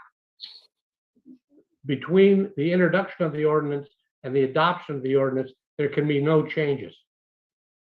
Okay, but I thought we're saying we might forego the special meeting and do that special meeting on a regular meeting on March 1st. Is that? If you did that, then you would have, that would be the date on which you would select the map. But you're correct, Kathy. We would essentially be starting from scratch with no decisions made. But by the end of the meeting on March 1st, or the special meeting, we would have concluded where we're going and there'd be no change. And that's why Bob's worried, because if we have the second meeting and we do want to change something, we're really in a tight fit. Right. Thank you. Now, is it possible for me to miss half the meeting but be present on the last half? We were just talking about, Kathy, we're probably going to have it up near the front. So probably 7:30 or 8 would be the time certain. Right, but I'm sure the meeting is going to go probably past 10 o'clock. So I'm wondering if.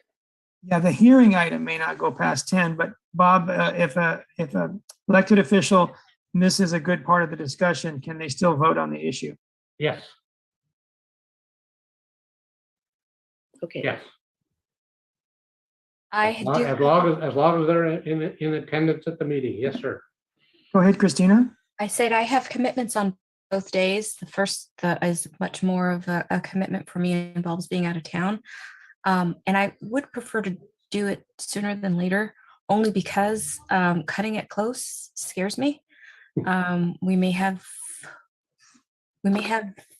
any number of issues come up, technical issues or that kind of thing. So I would advocate for doing it on the February date over the March date. So at one point we threw out, I think it was earlier before we went into closed session, I think we discussed the 24th. And I understand that there's planning commission then, but this takes a precedence. And what I'm hearing is already Christina has dates on something on both dates. David can't be here. I am supposed to be out of town and have something on the 23rd. And then the 1st, I hear Christina has a date, has something, and Kathy has something. So what if we find another time for a special meeting, like the 24th or 25th? The 24th will not leave enough time, and 25th will not leave enough time in order for you to adopt on the 1st.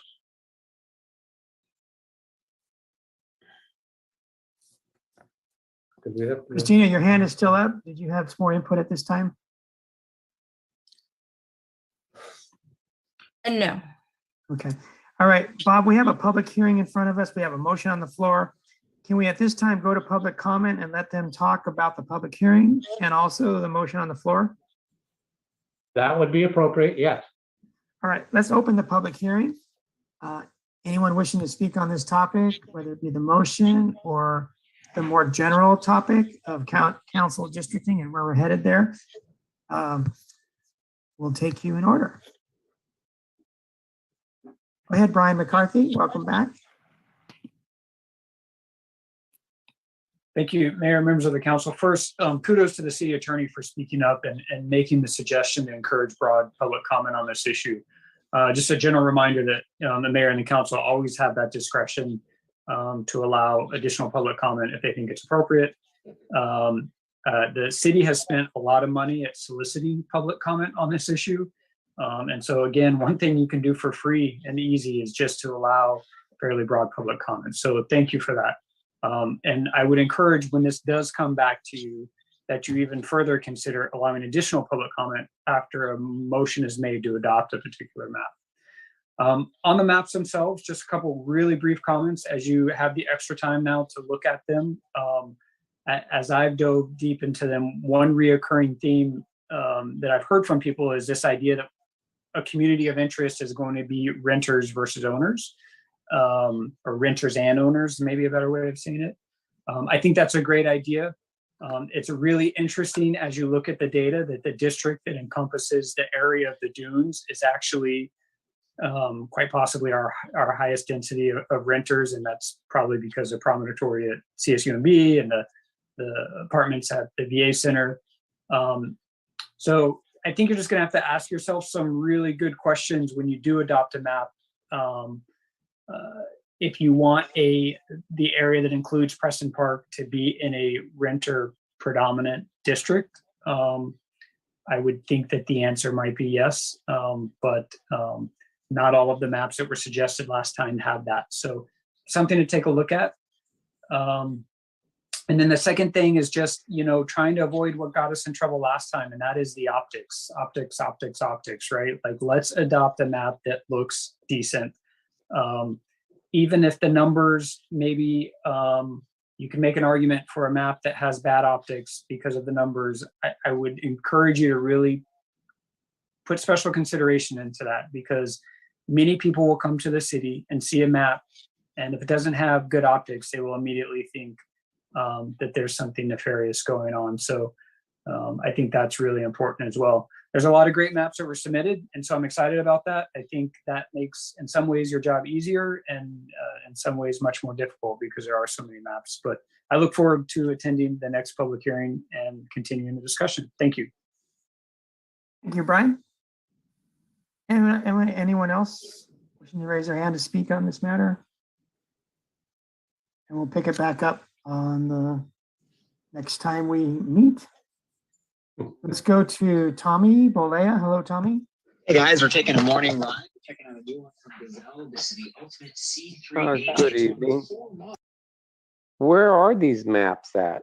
I mean, where do you view them? Are they in public forum? Right now, they're on the website, Tommy. They're on the website right now. Oh, okay. They're on the city's website under the public hearing information for tonight. They are published. The maps were published in plenty of time. And as the assistant city manager pointed out, there is a website which is linked to the city's website, which has been the city's redistricting website, which is mapmarina.com. Okay. Is there going to show different maps or just one that they're looking at? There's about 57 maps. Holy moly. Okay, and that's what we're going to be deciding on those 50, Gonna pick one. and we're going to end up picking one.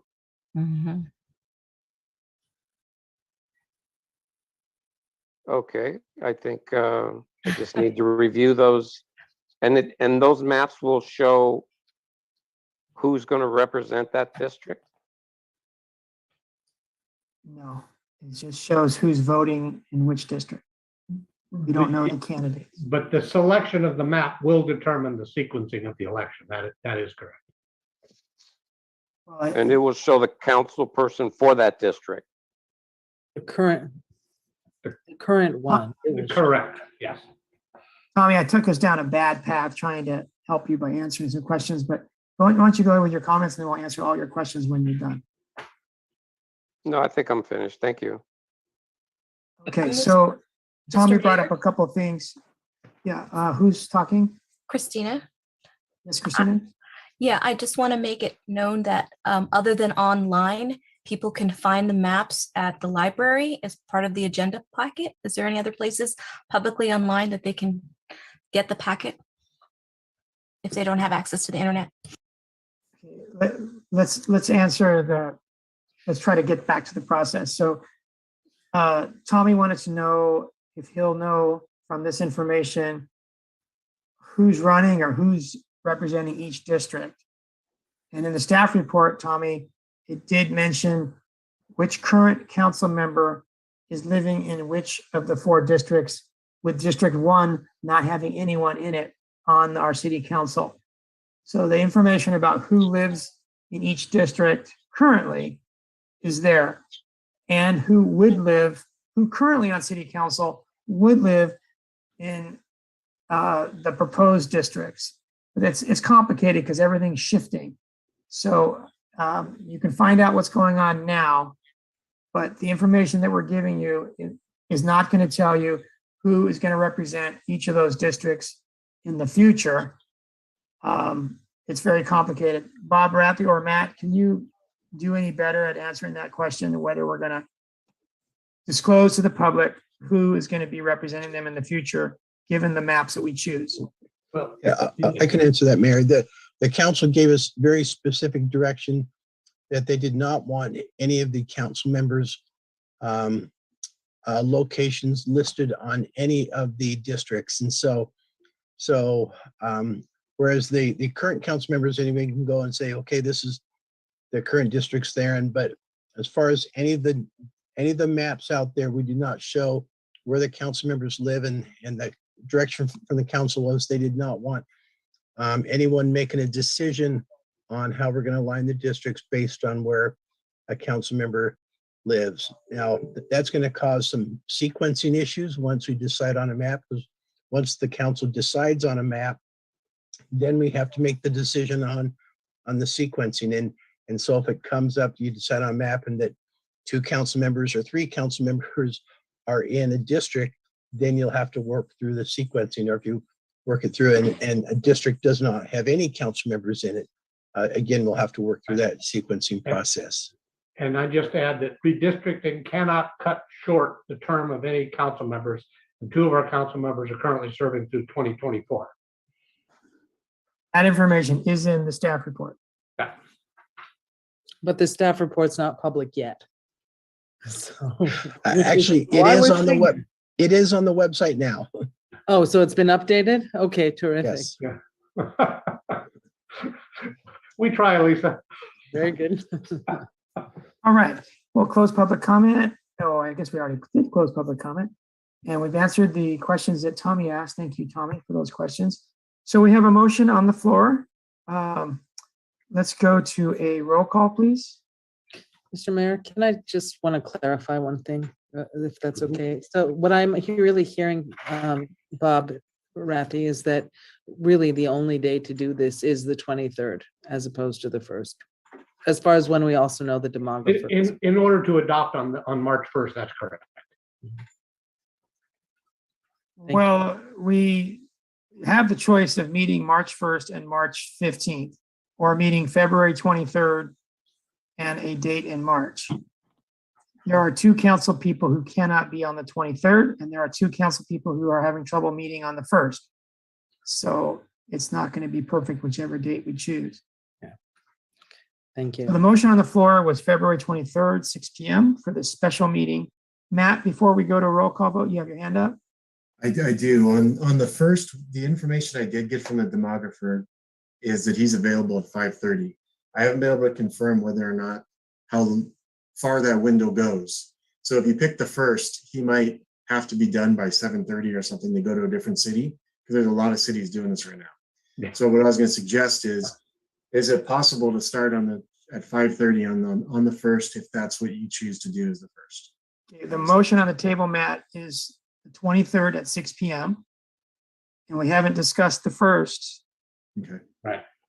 But I think when we do, I think staff will take care of the agenda for the first.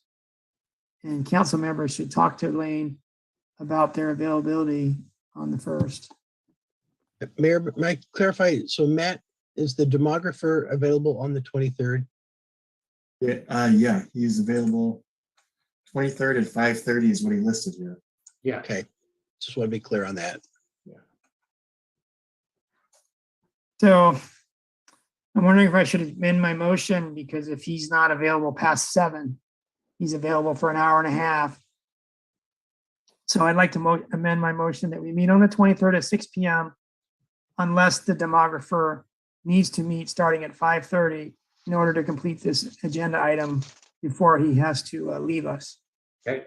And can I make a substitute motion? First, you can first your second holds or your second does not hold on the primary motion. Well, if I let it, I keep it whole, can I still make a substitute motion if I? Yes. Okay, so my second holds. Okay. Now your substitute And motion. my substitute motion is that we do it on March 1st at the appropriate time per the demographer, working with their schedule, his schedule, because it is a he, so. Okay, let's go Is there to I'm sorry, Lisa. I think I need a second, right? Yes, you got a second from David. Councilmember Burnett? Second. Thank you. So let's go to a roll call vote on the substitute motion first. That is to meet at March 1st at the appropriate time for the demographer to be able to stay with us through its completion. Councilmember Medina Dirksen, I'm gonna say no. Councilmember Burnett. Councilmember Berkeley, Yes. Mayor Pro Tem Biella, No. Mayor Delgado. Thank you. That motion fails with council members Berkeley and Burnett in favor. Let's have a roll call vote on the original motion, please. Councilmember Medina Dirksen, Yes. Councilmember Burnett, Abstain? Councilmember Berkeley. I'm sorry, you're muted. I can't. Abstain. Mayor Pro Tem Biella, Yes. Mayor Delgado. Yes. All right. Thank you. That motion passes 3-0 to 2 with council members Burnett and Berkeley abstaining. All right. So let's go back to our consent agenda. Council members, do you want to pull anything, or are we ready for a vote on the consent agenda? And before you move on, I'd like to thank the council for your questions and your I'll say your flexibility in dealing with this. We all know is a very important matter for the city. Thank you. All right. Thank you, Bob. Yeah, we had 2 dates that we're going to leave 1 or 2 people out, so we really had a bad choice to make. All right, so we're going to go back to the consent agenda. Kathy, I see your hand up. I'd like to motion to accept the consent agenda. Okay, was there something that was not on it that we were going to delete? I'll second your motion. Was there anything on it that we needed to delete? 8L1, L1, which was the introduction of the ordinance. for the council district boundaries. So Kathy, if you amend your motion to exclude 8L1, I'll hold my second. Fine, yes. My second holds. Let's go to a roll call vote, please. Councilmember Medina Dirksen, Yes. Councilmember Burnett. Yeah. Councilmember Berkeley, Yes. Mayor Pro Tem Viola, Yes. Mayor Delgado. So that motion passes 5-0. Thank you, everyone. We're going to move on to our first action item with a reminder that the second action item has been tabled. So we won't be discussing tonight the acquisition of the Dunes Hotel site, but we will proceed now to discuss receiving a presentation and other aspects of the Martin Luther King Jr. sculpture placement near the library. All right, very exciting, Lane. I didn't see a staff report, so I'm excited to hear what we're going to learn. So if we can bring Bianca Koenig in, she has been an amazing landscape architect who has spent a lot of time up there at the sites. And we didn't put the presentation on just because we wanted for Bianca really to explain the whole design that she's put together. So Bianca? And Bianca, hello, did you also do Sea Haven? Were you the landscape architect for that? Yes, sir. You may recognize me for my work at the Sea Haven City Park and for the Sea Haven development. So it's good to see some familiar faces tonight. Since I've seen you last, I have been working with Lane and Brian and the late Terry Segrist on this very important project for the city. And I am very grateful and honored for the opportunity to share what I've heard and some ideas to bring this project to fruition. I know it's been something on the city's agenda, on the community's minds for many, many years. And I look forward to sharing a presentation and ideas with you this evening, and then listening to any and all feedback you might have and could share with me so we can help get this right for the city of Marina. So since I've seen you, I've listened to the two city council hearings from June of 2020 and July of 2021. Also had a chance to listen to the Recreation and Cultural Services Commission from February of 2021.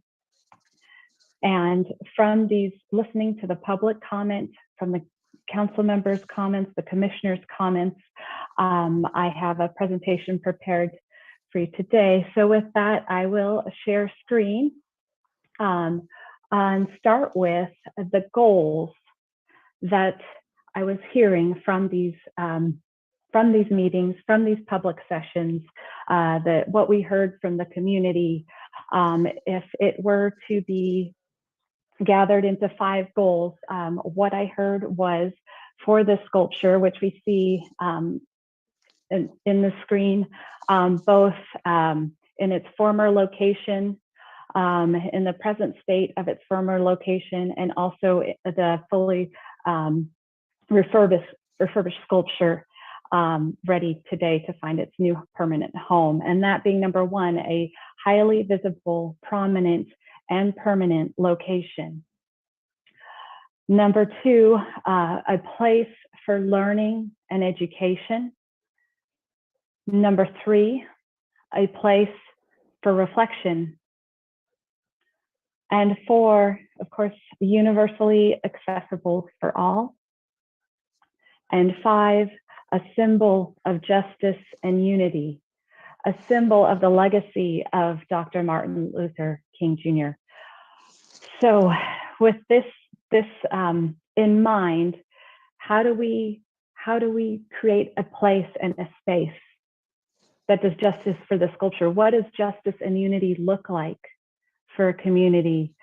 And digging into this question and trying to take what I heard from the community and bring it to form, what I learned was it's not only about a sculpture in a place of honor and respect and access, but it's also about the context and the experience and the functionality of everything beside the sculpture.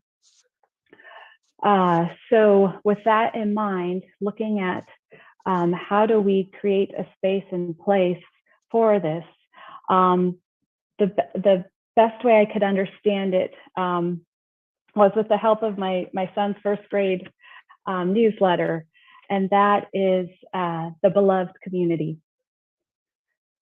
The beloved community is the aftermath of nonviolence.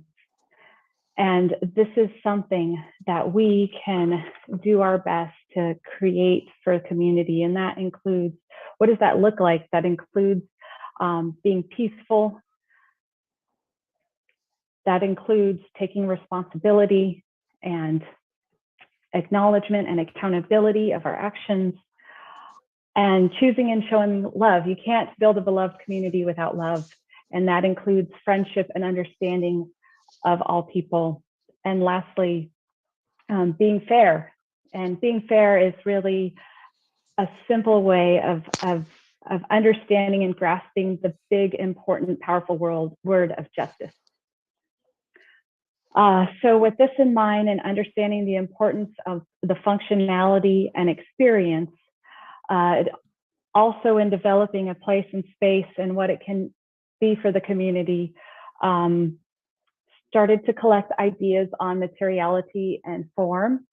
So I was going to walk you through some ideas on materiality and form for this space, and then move into more detail on location that was decided on by the Recreation and Cultural Services Commission, and proceed from there.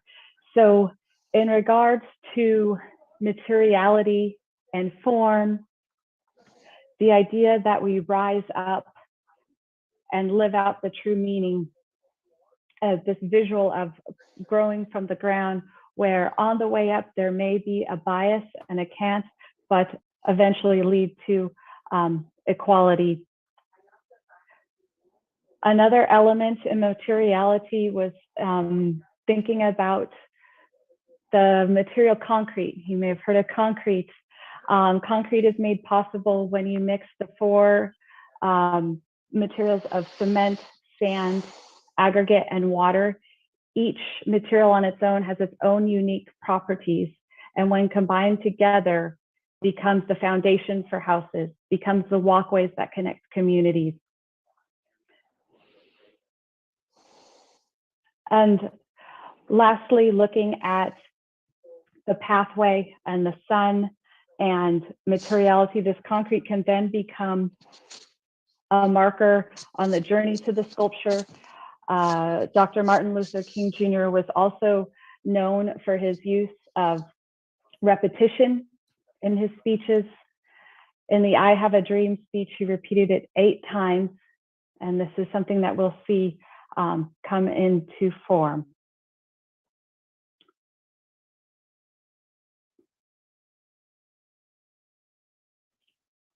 So looking at the library site at Loch Padden Park was identified as the location for the Martin Luther King Jr. sculpture.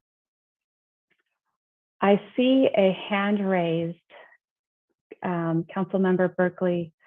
May I answer your question now, or would you like to wait until the end of the presentation?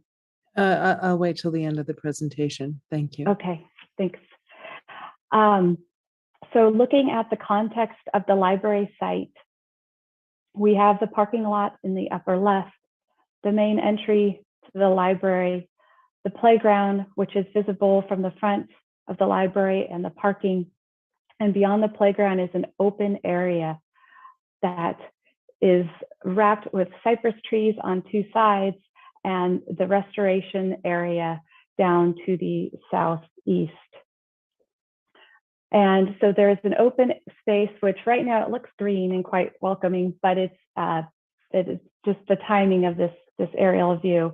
So this area was identified by the Recreation and Cultural Services Commission as a desired location for the sculpture. So I met with Terry and Lane and Brian in September of last year and walked the park area, understanding the bigger context of potentially connecting to future sculptures, a larger sculpture park experience.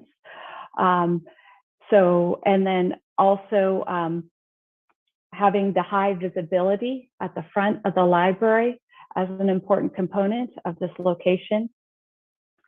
So we walked around the park and sat and experienced the space. Something to note is there is the proximity to Del Monte Boulevard and the traffic and the activities of the playground and the parking lot are also activities that can be seen as beneficial in connecting with the future generations, and also in times of reflection, considering how do we address that relationship? What are ways we can work with that relationship with the sculpture in this location? In addition to this location, which I am calling Area 1, also as part of this presentation and based on walking and experiencing the site, you will also be sharing a view of Area 2, what I'm calling Area 2, which is this area of the library, which, yes, is on the rear of the library, but there are some grand windows from the main reading area of the library that would provide some connectivity as well. And we'll go into more detail. So 2 areas for you to consider tonight. Area 1 and Area 2. So Area 1, I had spent time on site, which are the pictures, the 3 pictures you see on the bottom left, where you can see this is the open space area that looks green at this time of year, but is currently unirrigated low grasses and annuals. And you can see the library. This window down here is this window from the inside looking out towards this sculpture, potential sculpture area, and just some more views looking around this space. I also spent time on Facebook. You know, when we're in this virtual setting, and this is my first time in front of the community today on this topic, so I tried to learn what I could from Facebook. And what I found was that this space is highly used for events and activities that the community experiences for special events, annual events such as Easter egg hunts or pony rides. And so, which is amazing to have this multi-use space for the community to come together and build memories together. So understanding, so before I found out this info, one idea would be to put the sculpture front and center and just take this whole space. But now understanding that the community uses this open lawn area for many functions, and that this open area could provide a complementary space for the function of the sculpture as well. So bringing context and form and materials together, we have this plan in front of you this evening. The sculpture with a sculpture proposed not directly adjacent to the playground, but on the far side with a multi-use potential event lawn in between the sculpture area and the playground. The sculpture could also be aligned with the main entry landing point. So there is some connectivity, and it would be accessed from the connecting walk and through this rhythm of repeating forms. Zooming in, we have the Dr. Martin Luther King Jr. sculpture surrounded by benches with the rising wall from the ground. It's level with the ground and then rises up to offer a seat for people to gather. And accessing from the playground, you cross a pathway which has the 8 repetition from I have a dream. These 8 strips of concrete can repeat, I have a dream. I have a dream, all the way until you reach the sculpture. And in between these bands are the option, potential for pavers and the community to come together through being part of the process. And on this side, aware of the context of the adjacent road, this wall also helps to create a buffer and some new plant materials that could potentially have some rustling or sound for sound mitigation, and also sense of place. We have a small space to do that, to help create this sense of embrace for this area. I mentioned, so this is the idea for area 1, and for area 2, and this is our rendering, so that to help visualize it, going from plan to 3D rendering, what it could look like. We have the repeating concrete bands, potential for donor pavers in between that take you along this walk, and the sculpture itself. The dimensions that you're looking at are similar to the original installation, an 8-foot diameter circle surround. Understanding water, the maintenance requirements for water and such.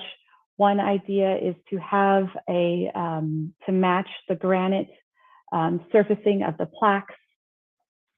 We would want to have some texture along the surface should small children walk on the surface. But we have granite, we have the pavers and the concrete and the rising wall to help embrace and create a buffer for this sculpture zone. Quick question, Bianca, where's the decorative lighting? Good question. So in the plan, I did note some potential decorative light locations, and the decorative post light would be similar, could be similar to the fixture that is already being used at the library site to provide that consistency and connectivity. There's also a potential to uplight the sculpture itself, provide lighting along the walls. It could make it floating. So wall inset lights, uplights on the trees. So accent lighting and pathway safety lighting are all components that can be included as well. Moving on to area 2. As I mentioned, it's on this side of the library, access through the main entry, and it can be seen as you enter the main reading room through the youth area, through this main window. It also is adjacent to a protected patio area for supplemental functions. Some more information on this area. This is the window to the youth reading area. This is the view out of that youth reading area.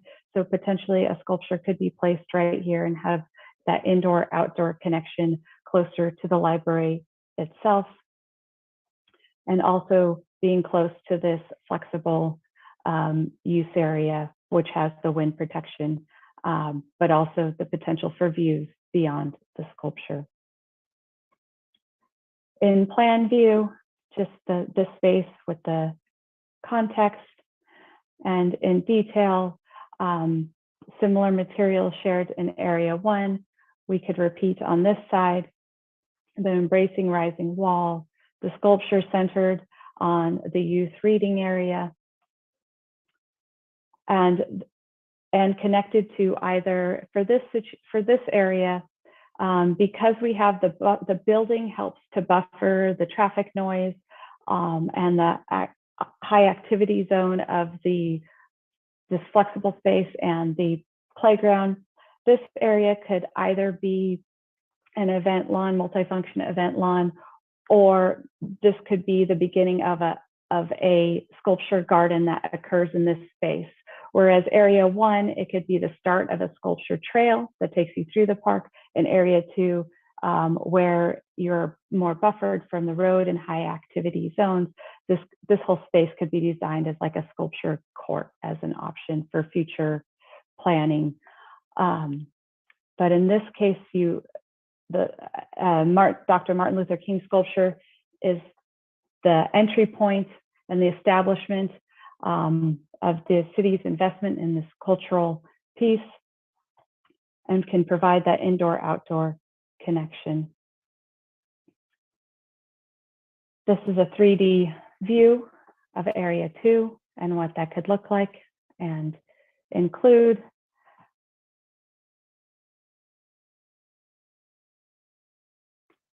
And then these are the two, if you looked at compared the scale and context, ideas for you this evening. And this is what I had to share with you this evening. I did want to share my email address. I know in advance, I want to thank folks from the public and our council members for being in this space. It can be challenging to, I'm trying to read everyone's faces through the screen, but if there's any follow-up, please write down my email. I would love to hear feedback from anyone, everyone. This is my first chance to connect with you and find out what you're thinking, how this can be improved, and what your preferences are. So with that, we can open it up to questions and feedback. All right, thank you very much. Let's go to Councilmember Lisa Berkeley. Thank you. So I raised my hand earlier because I was just so deeply moved by the level of care and thought that you have put into this, and just how you're really trying to capture the essence of Martin Luther King Jr.'s speech and writing patterns, as well as the concepts of the beloved community. So I really want to applaud you on that. And I think you really did a phenomenal job with that energy and essence. My one question is either one of these, option 1 or 2, more accessible for ADA accessibility? Great question. So both would be ADA accessible from the library, the main library grounds. For Area 1, the area is predominantly flat already and would be quite easy to implement a path extension to the sculpture area and to make this area ADA accessible throughout. On Area 2, there are 2 existing stairs at the edge of this patio. So the proposal here would include a ramp with handrails to take guests from the patio down to the sculpture level. And then once you come down from the patio, then this area itself is predominantly level and would be easily developed for ADA accessibility throughout. Okay, and then I have 2 other questions. One, given what you've just said, is either one of these, is there a significant cost differential between the 2? Good question. So we did run some numbers based on this concept plan and square footage, and our best guess at unit cost given the wild construction environment right now. And the 2 plans, you can see they're very similar in scale. They're within the total probable cost is around $250,000. And the difference between the 2 is only about $7,000 out of the $250,000. So really insignificant. Okay. And then what my last thing is, so I recently have been walking around Loch Padden Park, and the gopher holes are pretty extensive. And so I'm wondering, obviously this is how we manage the property, but I'm wondering about how that plays or does not play into this. And maybe this is a question for Brian McMinn or you, I don't know. I deal a lot with gophers in my work on large properties, and when you introduce turf, it's certainly something desirable by gophers. And one strategy is to include a stainless steel wire mesh at the time of the installation of the turf, and that does help to prevent use, not forever, but for a significant enough time. There is an added expense to implement that, but that is one strategy because we are up against large open areas where they've been around much longer or more established. So that could be one strategy on top of regular maintenance. Okay, thank you. Those are my questions for now. Thank you, Mr. Mayor. I'm complete. Thank you, Lisa. Let's go to Councilmember David Burnett. Thank you, Mr. Mayor. Thank you, Bianca. This is really quite a touching rendering you've done here. I think both sites are admirable and reflect a real concern, and I think an appreciation for what Dr. King stood for. I'm just wondering, one of the things that he constantly remarked on was that he didn't want to be relegated as a historical figure or someone who was sort of frozen in time, but he wanted to be relevant as time went on forward. So I'm just wondering, would the Site 1 perhaps with some slight modifications, could you envision a space where if people wanted to have a rally to talk about, injustices, or to have a meeting where they could dialogue about, what's troubling our society? So I'm just wondering, was that part of your consideration? That's a wonderful point, and that's what the purpose of these larger flex areas were intended to be, to create an opportunity for large gatherings, for voices to be heard, a place where people know they can show up to gather. And so in laying out these spaces, that was the bigger vision, was it could work both as an intimate seating area. For example, in this area, these two benches would be backless, so that you could sit in an intimate experience facing the sculpture, or for larger events, this becomes the stage setting and this becomes the audience gathering space, was one idea for looking at that. And similar concept here, stage space and then larger flex area. So this, I'd say area 1 lends itself to that. And through these trees, it looks like a big barrier on these trees, but they have their canopy is raised up, and you can see through these trees to the picnic space and the parking. So as far as numbers of people who could gather, there is potential in area 1. In area 2, it does start to go down the slope and away from the library. Very, very impressive. Thank you. Thank you, David. Let's go to Mayor Pro Tem Kathy Biala.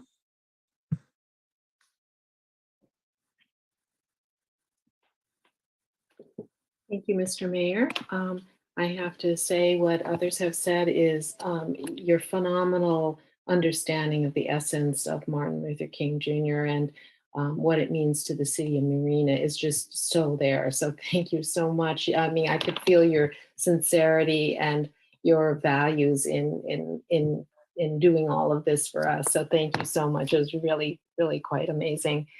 I want to say that for me, I love the way you have structured everything with the base and the descending walls, etc., and the repetition of I have a dream. It's just so amazing how you put all of that together. To me, I feel like even though they're similar, I don't think I could feel comfortable putting it in the back of the library. There's just something that I just, it could be a lovely space, but I get the sense that the statue face will be sort of to the right, looking to I don't know what direction, I'm terrible with direction, whereas people walking on the pathways in Loch Padden would be looking up towards the to the library and see the profile of the statue rather than, and I know you're trying to get it as a viewpoint from inside. So for me, I just think that the front is so important, and that you used the space so wonderfully, because I did think about putting the statue in the middle. What would that be for all the kids, playing in the playground and all of that? But you've done a beautiful job of taking that triangle and putting it at the farthest end, so that it takes advantage of all the community activity around it, but sets it a little bit further. So that was just so novel. I just wouldn't have thought of it, but you've done such a wonderful job. The other thing is, I wanted to ask about the black marble, because we have black marble, and it just looked from the renderings that it was not black marble on the base. And so when you said it's the same, is that the base is going to be black marble? Because I know that the facades with all the speeches on them are black marble, and it's a special black marble. Correct. This is the proposal you see in front of you now for both renderings. One idea was to repeat the black marble, so you have that consistency and that potential for reflectivity, because when this is polished, you can actually see a reflection in it. But there are, I do want to avoid putting polished marble on the flat surface. I just was thinking about children. I don't want someone to slip if a child is on there. So maybe the top would be, it could be textured if we wanted to include marble, or alternative. I think this was mentioned in one of the meetings before. It could be a planter area as well, optionally. But the face of it we could make consistent with the marble on the plaque. Yeah, and I'm not suggesting one or the other, but a planter, I don't think so. I think that this looks very chic to me, and really it's a lovely design. I was just thinking about the type of marble or granite or whatever is on there, but I sorry, you're right. I am saying marble, but it's granite. You're right. It's black granite. Great. Okay. I'm so sorry. Yeah. And yeah, and the only thing I was thinking about in terms of one advantage over the other in terms of the location was the nice view from the inside of the library on the backside. But actually, you showed pictures of this site, the Area 1, in which, with the blue, yeah, that one. So, and the statue would be right in view of that window, correct? Mm-hmm. Yeah. So where you see, yeah, this is the same room with people in it. This is the room looking straight out the window. So and this is the view when you enter the library reading room and turn that way, you can see straight through and beyond. Yes. Yes. So that's a gorgeous view too. So I wouldn't be sacrificing any of that wonderful view in the back for anything in the front lot. So that was great. And for me also, the entryway, it always seems to me for people getting into our Loch Padden Park, and we have plans for all kinds of sculptures and gardens or whatever we might have, because the parking lot is there, that becomes the entryway into Loch Padden Park. And so that's the appealing part for me, is that it's the center of activity, and it's also the entryway with our oak woodland restoration right there too. And you walk down into the Padden Park. It's just so perfect. I think I feel this Area 1 with what you've done is perfect. Wonderful. And thank you so much. Thank you.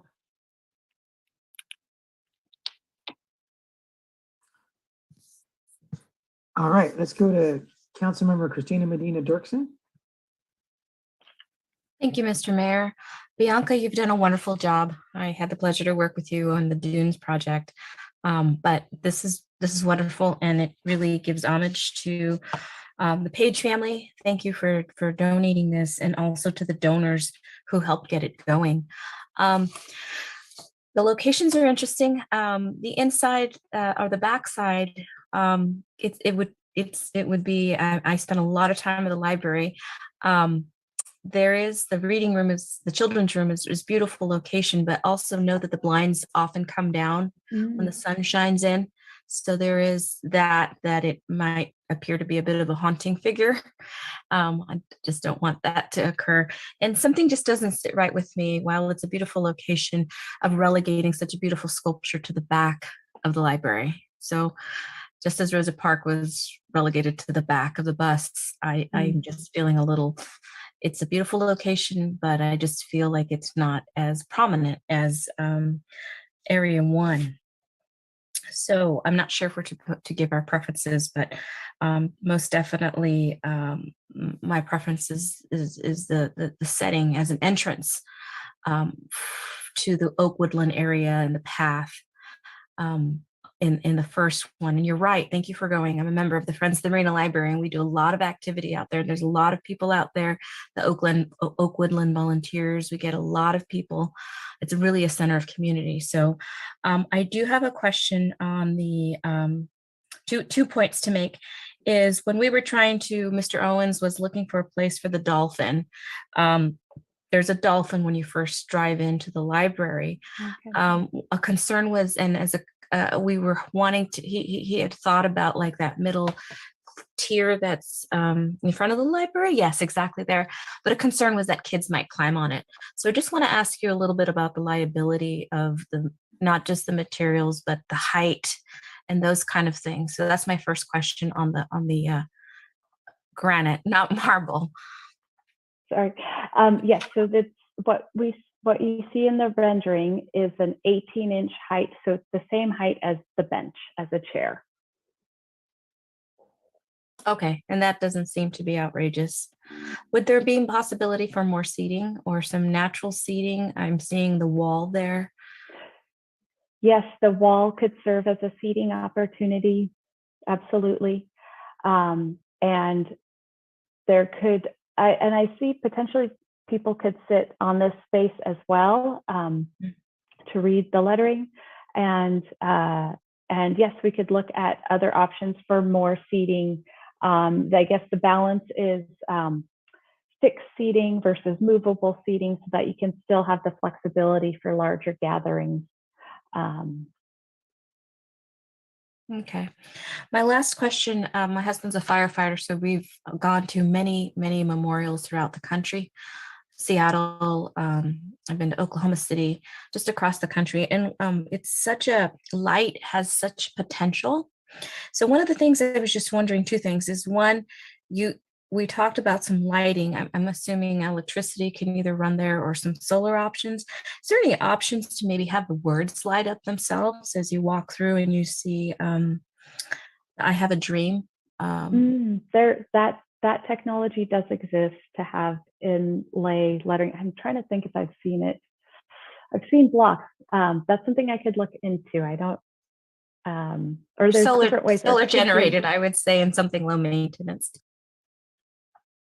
And with low voltage lighting now, you can do, and LEDs, you can do a lot for very, very little power. The solar's almost there for commercial, public projects. Not pushing solar yet. It's so close, maybe by next year, but with LEDs and low voltage, the power usage can be minimal. Well, I was just complaining about our PG&E bill, so yeah, solar would be pretty good. Anyway, I just want to solar, yeah. I just want to applaud you for your thoughtful efforts, from the sound, the rustling of the trees, and just really the placement. You did a phenomenal job, and I'm really glad you're on our team. Thank you. Thank you both. Thanks, Christina. Bianca, regarding Site 1, you made a reference that the southern path leading to the south, that large drivable road that the police often patrol on, that one there, that it's a potential for sculptures. What did you mean by that? So one idea when we were walking the site was this could be the start of a larger sculpture project. If maybe you start here and maybe there's more sculptures throughout the park. I understand the city is in possession of some additional sculptures that may need a future home. So maybe along, there's throughout the park, there is some connectivity with future sculptures as an option that I heard may be desirable. Okay. Did you consider the potential for sculpture for paths leading to sculptures in the Oak Woodland Restoration Area? That's a great question. I hadn't taken this zone to that level, but I could see that working very well together. If the group, I know there's a lot of work and love going into that space, but there's certainly an opportunity for that if that's amenable to the group working on the restoration area. Okay. Which of the two sites do you think is more protected from wind? I believe this site is and would be more protected from wind, especially with the restoration area, future growth of the restoration area. Area one certainly would be. Okay. Can you show the direction the wind comes, the predominant winds? So typically from the northwest, the stronger winds. So from page left to page right. Okay. So in that predominant direction, which site do you think would be better protected? My understanding is still area one. I think long term. I don't know if Council Member Medina Dirksen or others who had the opportunity to spend more time. I know this is wrapped in a glass windscreen, so I feel like this zone must get pretty regular wind, and it's at the crest of a hill, the topography where it slopes up, so the wind is coming up this hill. This side we have a row of cypress trees along here, and we have this building, which I'm sure does a great job of buffering the tot lot area and could help with this area. Okay. Did you get very far in considering other places within the Site 1 triangle to put the Martin Luther King sculpture? My original sketch had it, just in the center, just dominating the space, but understanding the importance of having a space for the community to gather and trying to create that buffer between this higher activity zone and a potential space for reflection. That's when it made more sense and just felt right to push it towards this end. And then it creates this experience of arrival where you're going to the sculpture and you transition over these moments before you reach there. Okay. Yeah, there's a lot to like about where you have it and what you just said. Now I'm considering in my mind flipping everything so that it's at the extreme north end of that triangle up there. Yeah. And it would leave most of the area for open space activities, and it would be more accessible to more people.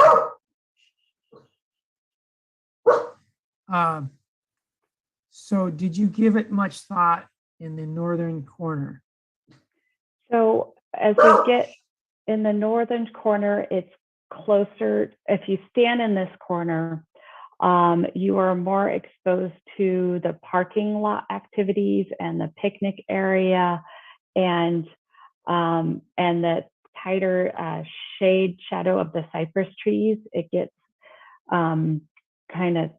it feels more like you're going into a tunnel, and at the same time you're closer to all of the parking lot action. So as we were walking, and we walked around and around, and after and I spent an extra hour just walking around and around. And this was never a space that I felt that I was drawn to, that I would want to stand in and feel comfortable in.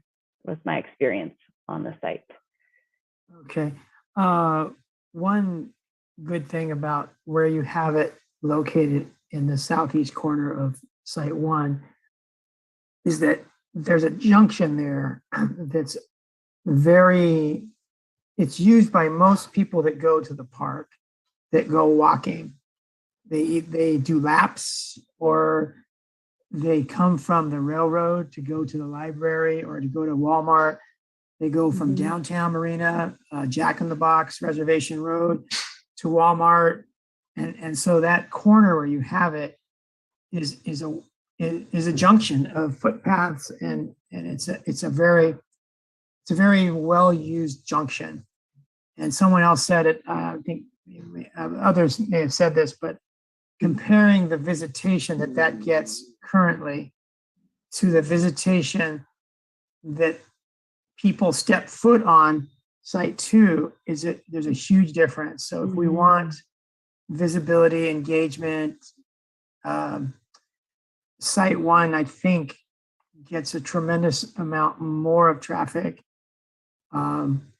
even though it's further from the library. And then when the library is closed, which it is much of the time, it makes Site 2 at a disadvantage to even know that it's there. Whereas Site 1, it's just going to stick out like a sore thumb, and it's in a place that's already high trafficked. And so being that you've got it set visible from the library and from the parking lot means a little bit of visibility obstruction from the parking lot to Site 1 location where you have it. It's very close to the playground, very close to the picnic tables that are under those trees. It's a little bit distant from the parking lot, but then Site 1 is a world away from the parking lot because you've got to go through the building to get to Site 2. Site 2 is a world away from the parking lot. Okay, so let's go to the public and hear what they have to say. Mr. Mayor? Yes. I had one more comment. I'm sorry. Go ahead, Kathy. Yeah, thank you very much. Sorry about that. Now I forgot. Hold on a second. Geez. Oh, I know. This might be something that our police chief might answer. We hope that we don't get any defacement of this beautiful statue, but I also, in my mind, think that maybe we should expect something sometime in its life to have happened. So I wanted to just get an idea of the protections for it, and also some sense of, if it was defaced, can we restore it again? So maybe Tina could give us a little idea of how safe this will be for the statue. Maybe she's not on, I don't know.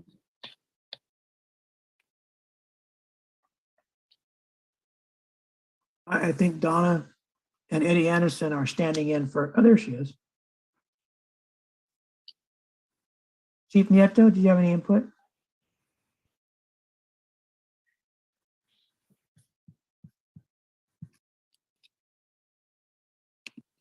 Hold that question, and she'll probably come in before the end of the night. Let's remember that. Okay, Kathy? Sure. Do you have anything else at this time, Kathy? No, that's it. Thank you, Mr. Mayor. Can you guys hear me now? Oh, Yes, yeah. go ahead, Tina. Okay. Sorry, I have it's a graphics computer. I have about 5 mics on this. Mayor Pro Tem Biala, actually, I was thinking the same thing on the locations. Both locations, whatever the council people decide, you need to make sure that it's lighted area. And I would recommend the city maybe invest in a camera system. They're pretty cheap. We could actually hook into the police department just in case, so we can keep an eye on the location. But we haven't had those kind of issues with vandalism at the library. So, you know, I hope that people respect it. It's a beautiful location, and you know, as it grows, becomes popular, then there'll just be more eyes on the location. It's kind of ironic that recently there was graffiti tagging, anti-Ku Klux Klan slogan, obscenity against the Ku Klux Klan on the garden shed, very close to the Site 1 location of where Martin Luther King Jr. statue is shown on our screen right now. So it has happened, but it was kind of in the other direction. But it's just kind of ironic. So yeah, vandalism can happen, and rare occasions it does at this park, but not very often. All right, let's go to Karen Anderson, and then Denise Turley and Michael Owen. Go ahead, Karen. Mayor, Thank before you. we go, can we get Bianca to drop her screen, please? Thank you. Okay, Karen, thank you for being patient. Thank you. And thank you so much, Ms. Koenig. I love both renderings. And I wanted to say that I've been a fan of Site 2 because of access from the inside of the library to that patio from the community room, and that this could make it really easy for school groups to visit Marina from all over the county to learn about Martin Luther King Jr. and the civil rights movement and everything before and since, by having the librarians bring out materials appropriate to the classroom ages, and students could be, in the library, in the community room, on the patio, and then out to the sculpture. Plus, how beautifully situated you have the sculpture from the children's reading room. I just really, really like that. Although that's a very challenging side to the library. And I would add that if the council were to select that side, that an improvement to the pathway along the shaded tree side of the library, that might be the east side, also be improved, that there should be an improved pathway along that edge as well. I just wanted to say that I love both renderings and I would be happy with either one. But thank you very much. Thanks, Karen, very much. Let's go to Denise Turley. Welcome back, Denise. Thank you. I'm desperately trying to figure out from that map how in the world you get to that second site if the library is closed. First question. So second question, is it intended that those places are only accessed while the gardens are open?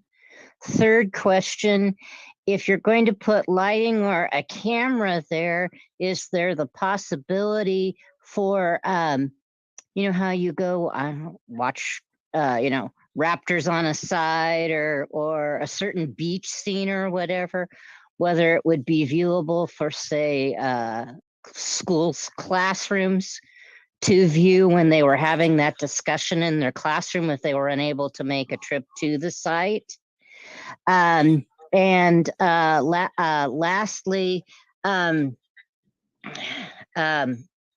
emergency access to the site in case there was an injury, and what especially that Site 2 looks like it's a little harder to get to. What are your concerns there? Thank you. Thank you, Denise, and we'll answer all the questions. Great. In just a few moments, yeah. All right, let's go to Michael Owen. Welcome back, Mike. Yes, I agree with Mayor Pro Tem Biala and Council Member Christina Medina that Site 1 just seems like it's a better sense of place overall. And then I may have missed this, but was there a question about whether you're doing actual grass or turf? I just wonder if that question came up. Thank you. All right, Mike, thank you. Let's go to Brian McCarthy. Thank you, Mayor, members of the council. Bianca, beautiful renderings and explanation of your work. So knowing what I know about the space, I'm also inclined to agree that Area 2 is not really the appropriate area for this project. But I'm a little heartbroken because, I support this statue, but, and I'm saddened that frankly, it's taken us so long to get to even this point. But I've long spoken out about the treatment of Lock Padden Park. And my concerns is simply that the city does not own the property of Area 1. So when looking at meeting your goals of a permanent location, there might be some challenges associated with that. So I guess question to the city is there a signed agreement in place with the property owner that this statue will remain by easement or some other mechanism in perpetuity? And then my second concern is, again, one that I've voiced in the past is that, this is not consistent with the latest specific plan governing the park. And I'm not saying that I think that the governing document really needs to be updated. It's long overdue. I've advocated for this. The 2005 specific plan for Lock Padden Park is out there. And as three of you on the council who've served on a planning commission know that there should be an appreciation for kind of consistency and visions and goals and plans. And so the latest adopted specific plan identifies that area for a disabled drop-off zone with a large head pond and a meandering stream to be located nearby, which is kind of interesting because I understand that the artist had intended this statue to be located near a reflecting pool or body of water. The specific plan also designates a big shelter area with picnic tables and a barbecue. So again, questions really are, is there a signed binding agreement that allows this statue to stay in perpetuity by the property owner? And then two, are funds kind of being dedicated or allocated to kind of update that specific plan so that we can really have a vision of what Lock Padden Park hopes to be. The city thought they had one in 2005 and it's frankly, absolutely nothing like that. And so I just think that discussion really needs to be had. But I'm really looking forward to seeing the statue get installed sooner rather than later. I'm thrilled to see Bianca's excitement and wonderful renderings on the project. I truly hope my comments are helpful. They're not intended to slow the installation of the statue by any means, but I'm frustrated. I'd like to see the Lock Padden Park managed better, knowing that Area 1 is not owned by the city. I'd like to see some more attention be given to a specific plan for Lock Padden Park, which is one of the biggest jewels of the city of Marina. Thank you. Thank you, Brian. Jeffrey Markham. Hello, Jeffrey. Thank you, Mayor. Thank you, Ms. Koenig, for a very clear presentation. I really like the 5 goals. They were very clear, very concise, and I think they challenged us to consider, Dr. King's legacy. And in that regard, I'd like to propose a design change in that rather than repeating the words so much, it would be good to challenge us in the last part of that walk to carry on his legacy. So that's my first design critique. The other thing is the walking accessibility of the park itself. If you look to the right of all of your pictures, you've got Del Monte, you've got Vince DiMaggio Park Across. Your largest neighborhood doesn't really have walking access to the facility. So I think that would be something I think perhaps not yours, but something City Council should consider. Thank you very much, Jeffrey. Okay, we'll go ahead and close public comment.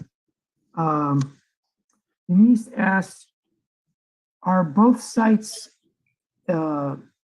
expected to be accessible and open for visitation when the library is closed?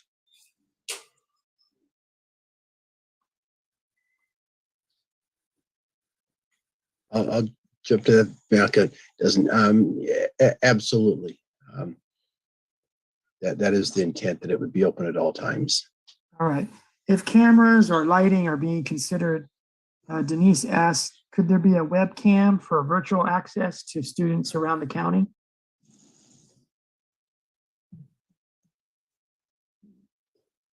I would think. What do you think, Bianca? I'm we see it in other cities. I don't know, does City of Marina have a live cam currently in the city? Is someone managing that infrastructure? Well, I mean, we have an owl anything's box. possible, but We have an owl box with a webcam in it out near the landfill, but that's not in the city. It's closest. Mr. Mayor, this is Chief Nieto. I'm kind of a techie. Live streaming webcams are not that difficult. There would probably be a small purchase though in order to get it up. And it just depends on what the internet access is in the library as far as wireless. Yeah, it's pretty good right now. People go there and hang out in the parking lot just because it has good access 24/7. Now, a webcam, Bianca and Tina, could it be set up so that you could almost have the same experience where you could read the panels? Because when you go there in person, you're going to get close enough to read the 4 panels that surround the base. And with a web camera, you'd almost need 4 cameras. But anyway, Tina and Bianca, can you interpret the education through a webcam of this amenity? so what I'm hearing is to feel like you're there, but not physically be there. Can you be there virtually and get the same experience? So to read, I'm picturing a cameras everywhere right now, but I realized we don't have to do that maybe to achieve the same goal. So there could be a live cam that surveys the entire space. And then there could be, a separate website that has a virtual experience of the plaques where you can read it, enlarge it, zoom in, zoom out without having to have cameras everywhere would be one idea. Tina, you're shaking your head yes, nodding your head yes. That's correct. In fact, if you go to some of the ski sites, they use it. You have webcams that they cost a little bit more, but you can move it as the user. It's not stationary, and you could also zoom in. But again, the cost goes up a little bit when you go with a better camera. When you do that, Chief, is it one user at a time? Yes, usually when people are accessing it, it's one user at a time. We would have to check with IT as far as multiple users going onto the same camera. If you're controlling it, what I can tell you, it is one user at a time as far as the movement. So you can't fight over it then? Okay. Emergency access, Chief, what do you think about these 2 sites and their access for emergency response? For police access, I think they're very accessible, especially one that's by the road. As far as for paramedic access, I'd let Doug answer that, but I'm sure the answer is probably yes also. Site 1 is all right. Go ahead, Chief McCowan. Yeah, either site is accessible for us. Is there one that's more accessible? Well, I think site 1 probably is a little bit quicker, but I think they're both equally accessible, and we have equipment to go either place, so neither site's an issue for us. All right. Mike asked about grass versus turf. I didn't see any grass, but can you address that concept, Bianca? Sure. It's a question that we have to tackle almost on every project, especially understand the water, not only water availability, but cost of water to take into consideration. So the flexible areas saw as being an event space. So our options are natural turf or synthetic turf. And so there's some things to consider. What the synthetic turf is typically about can cost 10 times more than natural turf at install, and it has a limited lifetime. And when it's done serving its life 15 to 20 years, they say they last now, then most of the time it goes to the landfill. So this is the balancing act that we have to decide what the priorities are. Versus natural turf, which is cheaper to install. Then again, the stainless steel wire mesh does probably triple the cost of natural turf at a minimum. And then it has to be irrigated, but you're not putting it in the landfill later.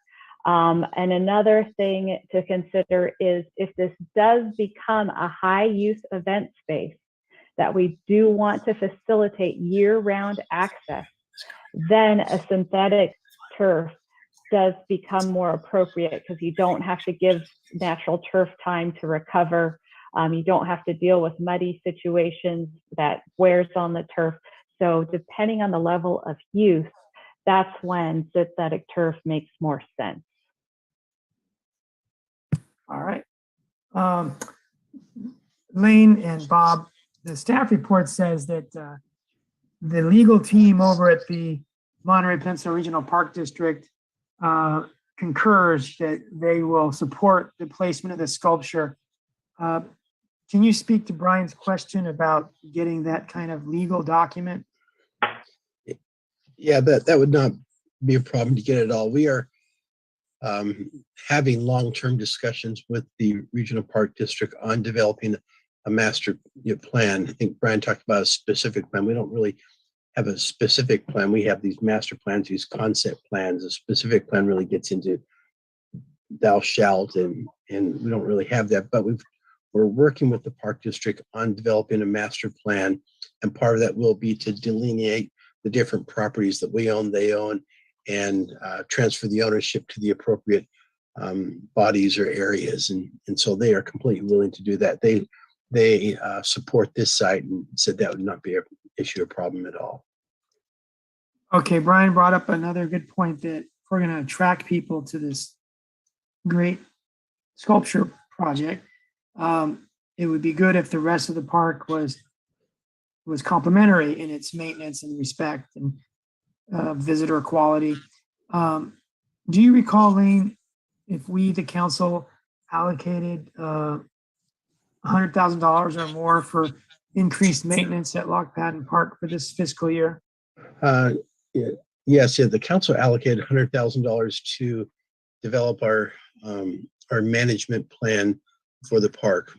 We have a couple conflicting management plans. We need to get them all consistent. Once we have that, then we can develop the appropriate maintenance for the park. So yes, we do have $100,000 allocated for that. Okay, those are all the questions that I noted. Did anyone else jot anything down or recall anything additional? Okay, so now it's back to us. Thank you very much to everyone who commented, and Bianca for fantastic responses to all of our comments and questions. Let's go to Councilmember Lisa Berkeley. Oh, wait, I'm so sorry. Denise Turley. Let's get Denise. I'm sorry, Denise, I didn't see your hand. Go ahead, Denise. Welcome back. Oh, I'm sorry. I forgot to put my hand down. Okay. And I shouldn't have called on you anyway, because you already spoke, but I forgot. All right, let's go back to Lisa. Thanks for your patience. Kathy had her hand up first, and so I just saw her put her hand up again also. So maybe it's something. But your call, Mr. Mayor. Go ahead. Thank you. I was going to make a motion. And I will then hear the motion. Seconds. Okay, Kathy motions, Lisa seconded. Let's have a vote. Great. So my motion is the city council move to adopt the resolution number whatever to receive a presentation on the location, landscape features, and amenities for the placement of the Martin Luther King Jr. sculpture donated to the city by the Page family, and secure written commitment from the MPRPD to permanently retain this sculpture at this site, and to give staff direction to proceed to develop the sculpture in Area 1. And if we want to add anything more, I'm open to that too, but these are like sort of the three major things. I'd like to make a friendly amendment with that. We need a second before we continue. The second, second, I'm sorry. Yes, go ahead, Lisa. Second it with a friendly amendment that we also ensure that we have whatever documentation regarding Lock Patton Park to ensure that it belongs to the city of Marina. As part. So I think you're referring to getting some kind of a permanent agreement from the park district that correct. This is a permanent, and they won't. Bob, what do you call that kind of agreement? Is it an easement or? Well, an easement would not, probably the best deal would have the park convey the land to the city. And what the city manager remarked, I think that's the intent to transfer the land. Okay. And so then that's be an easement. Okay. or something Did you, like that. did you say it won't be easy? No, I said it would not be an easement. Okay, sorry then. But that Lane, were you gonna say Easement is something? the right to use land, Okay, essentially. Yeah, not to necessarily occupy it in a permanent way like this. so that we have then a permit. I Right. don't, so that we have a permit to use that parcel of land in perpetuity. Probably the preferred method would be for the city to own the land in fee. Okay. And are we just speaking about that specific land? Because I think that the regional park district would probably also want to entertain the whole bequeathing of the whole property to the city, but we're talking about just this, because that might take us some time, but just that specific Correct. parcel, yes? Okay, great. Yes, that's great. I Does your, concur. Yes, absolutely. thank you. And the Park District would love us to own this whole piece of property, but we lose them as a partner and a potential funding stream. So And a we don't, liability. And liability. we don't really gain a lot if they give us the whole park. Because right now we already maintain it and they're very amenable to everything we've ever asked them to do. We've got the sweet spot right now. But if we need to own that piece of land to guarantee the integrity of the structure, then we look into that. But they're going to try to parlay that into, oh yeah, good idea. Why don't you take the whole park? Anyway, we'll deal with that. So as far as the motion though, Lisa, you're proposing that we say something in the motion about legal documentation? That parcel of land, that we get permitted in perpetuity to that parcel of land. All right. Thank you. And did you accept that as a friendly amendment, Kathy? Yes. Okay. All right. And then lighting for beauty's sake and security's sake, and cameras for security, number one, and potential education purposes, number two. Kathy, do you want to add any of that lighting and camera, security and visibility type stuff? If it's necessary, Lane, is this something that you wouldn't do unless we put it in this resolution? Yeah, well, I think we're fine because we'll kind of work at it from the security end, and we can build that into get the project. I actually would want to talk with Bianca a little bit about the live webcam idea, just from the aspect of the reflection and the privacy and everything, and whether or not that really works with what we're trying to achieve there. If now you go there for a reflective private moment, and now the whole world is watching you and everything that you do. And I'm not sure that is what there, but those are things I like to work with Bianca. So if you can just give me flexibility, and we'll kind of let you know what we're coming up with. All right. So if you want to put a kill switch motion amendment, Kathy, that you could just walk up and kill the webcam. But I think that if we want lighting for sure, then we should put it in the motion, because otherwise staff might not see it as much of a priority as we might, or maybe it's not a priority for us. So we don't want to say that we want to, but I think me personally, I would really like there to be lighting, just like a flag gets lighting. If this got lighting, it elevates the respect and the protection it's going to have. So, we have $250,000, and if we can't plumb electricity and get some light, it seems like that should be within budget. But so Kathy, I'll ask you to add that as a friendly amendment, that we ensure that this is appropriately lit. Okay. Second holds. All right. And then I hope that the police chief and the city manager and the fire chief, they work out, whatever security and emergency access issues that we need. But I don't think it's our place really to specify those. Right. And quite frankly, Bianca, you need to have a role in the aesthetics of the lighting. It's not just about safety, of course. And then the drought tolerant landscaping and the trees mentioned to be planted. Kathy, do you want your motion to say anything about, we have a strong preference for native species? Yeah, we could put that in. I think Bianca would probably understand that, but yes, we could put that in. Second holds. All right. So Anita, do you know what the motion is? I'm sorry, Mr. Mayor, Councilmember Burnett, I see has his hand I up. see. Oh, Thank you, I'm sorry. Lisa. Anita, did you have a clear understanding of what the motion is? Yes, it's to approve the resolution as written, direct staff to secure permit in perpetuity for parcel site 1, and also to include lighting and native plants. Okay. Why do you sound so tired, Anita? Are we boring you? All Still right. recuperating. Okay, let's go to Councilmember Burnett. Yeah, I just wanted to add that I don't think we need to put the lighting in this part of the resolution, because I think there's going to come back with a design and there's going to be a lot of different elements to that. And, the fact that we would like to consider lighting, is okay, but to put it in there, to me, it narrows down what can be done in that space. So. Yeah, I felt strongly about the lighting. That's why I wanted to be specific. A flag gets lit because we respect it. And for the security, I just don't want it to get forgotten. I think it's yeah, important. but you don't know how the space is going to look ultimately. And, the lighting may be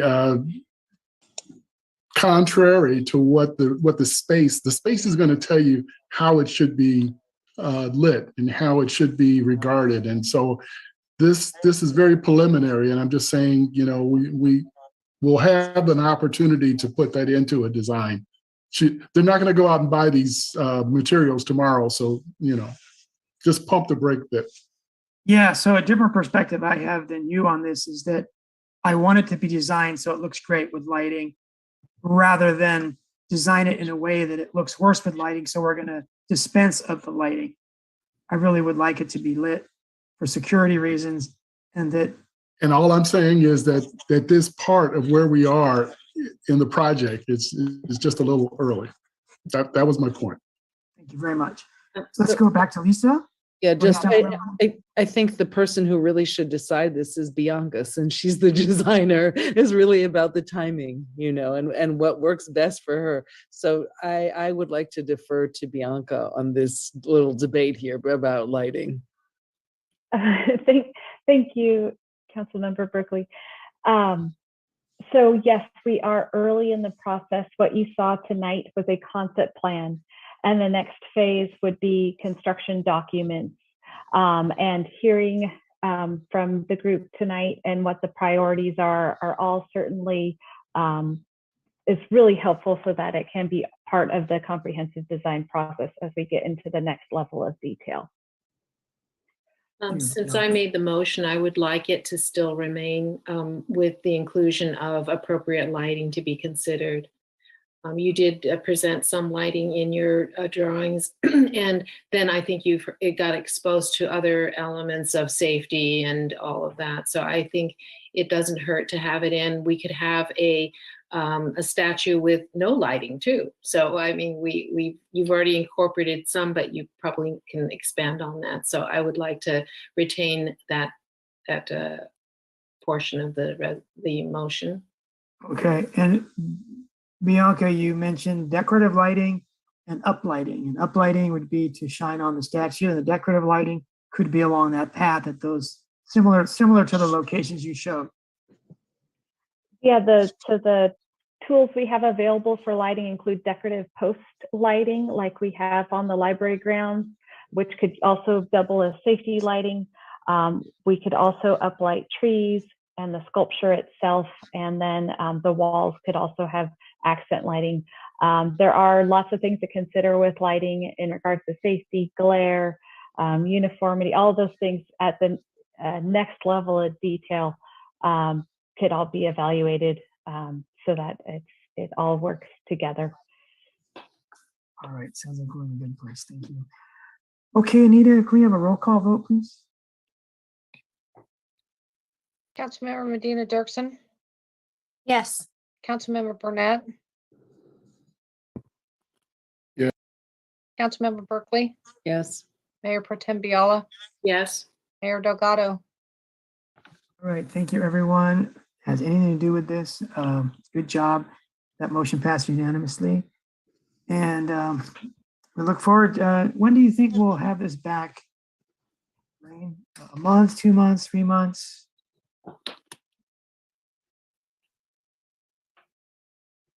I think that because ADA access is important, we will need to, I'll talk with Lane and Brian on scheduling, but a topographic survey would be a necessary step in order to create ADA drawings that are prove ADA compliant. So 3 to 6 months, 1 to 3 months, 6 3 to 12 to months? 6 months is more realistic. But or maybe Brian or Lane can speak more to this is more like the planning process.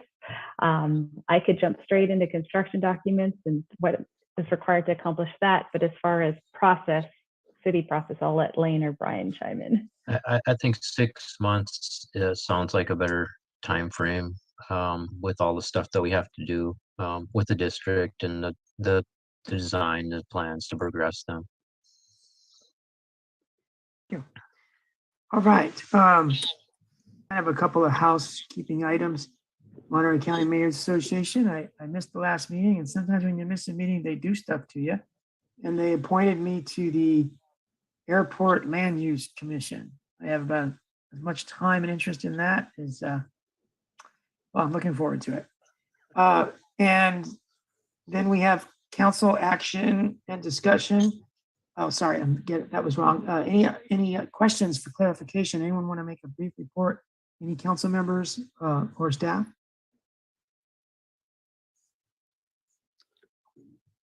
Okay, let's go to Councilmember Christina Medina Dirksen. Is this when I make a recommendation for a future topic? Yeah, it's kind of wide open. So one of the things I've we have discussed is our infrastructure needs, a gap of more than $50 million. So one of the things that I'd like to propose and see if we can't come together to put on a future agenda is possibly a discussion of how to rally the state to return some surplus funds to us, cities, for our infrastructure needs, or to sort of bridge some of the liability, I shouldn't say liabilities, some of our city needs. So maybe we can, I've mentioned this to Lane in the past. I personally have been asking people, some of our other leaders, elected leaders, not on this council, but others, about a discussion how to rally the state to return some money to our cities since there's so much of a surplus.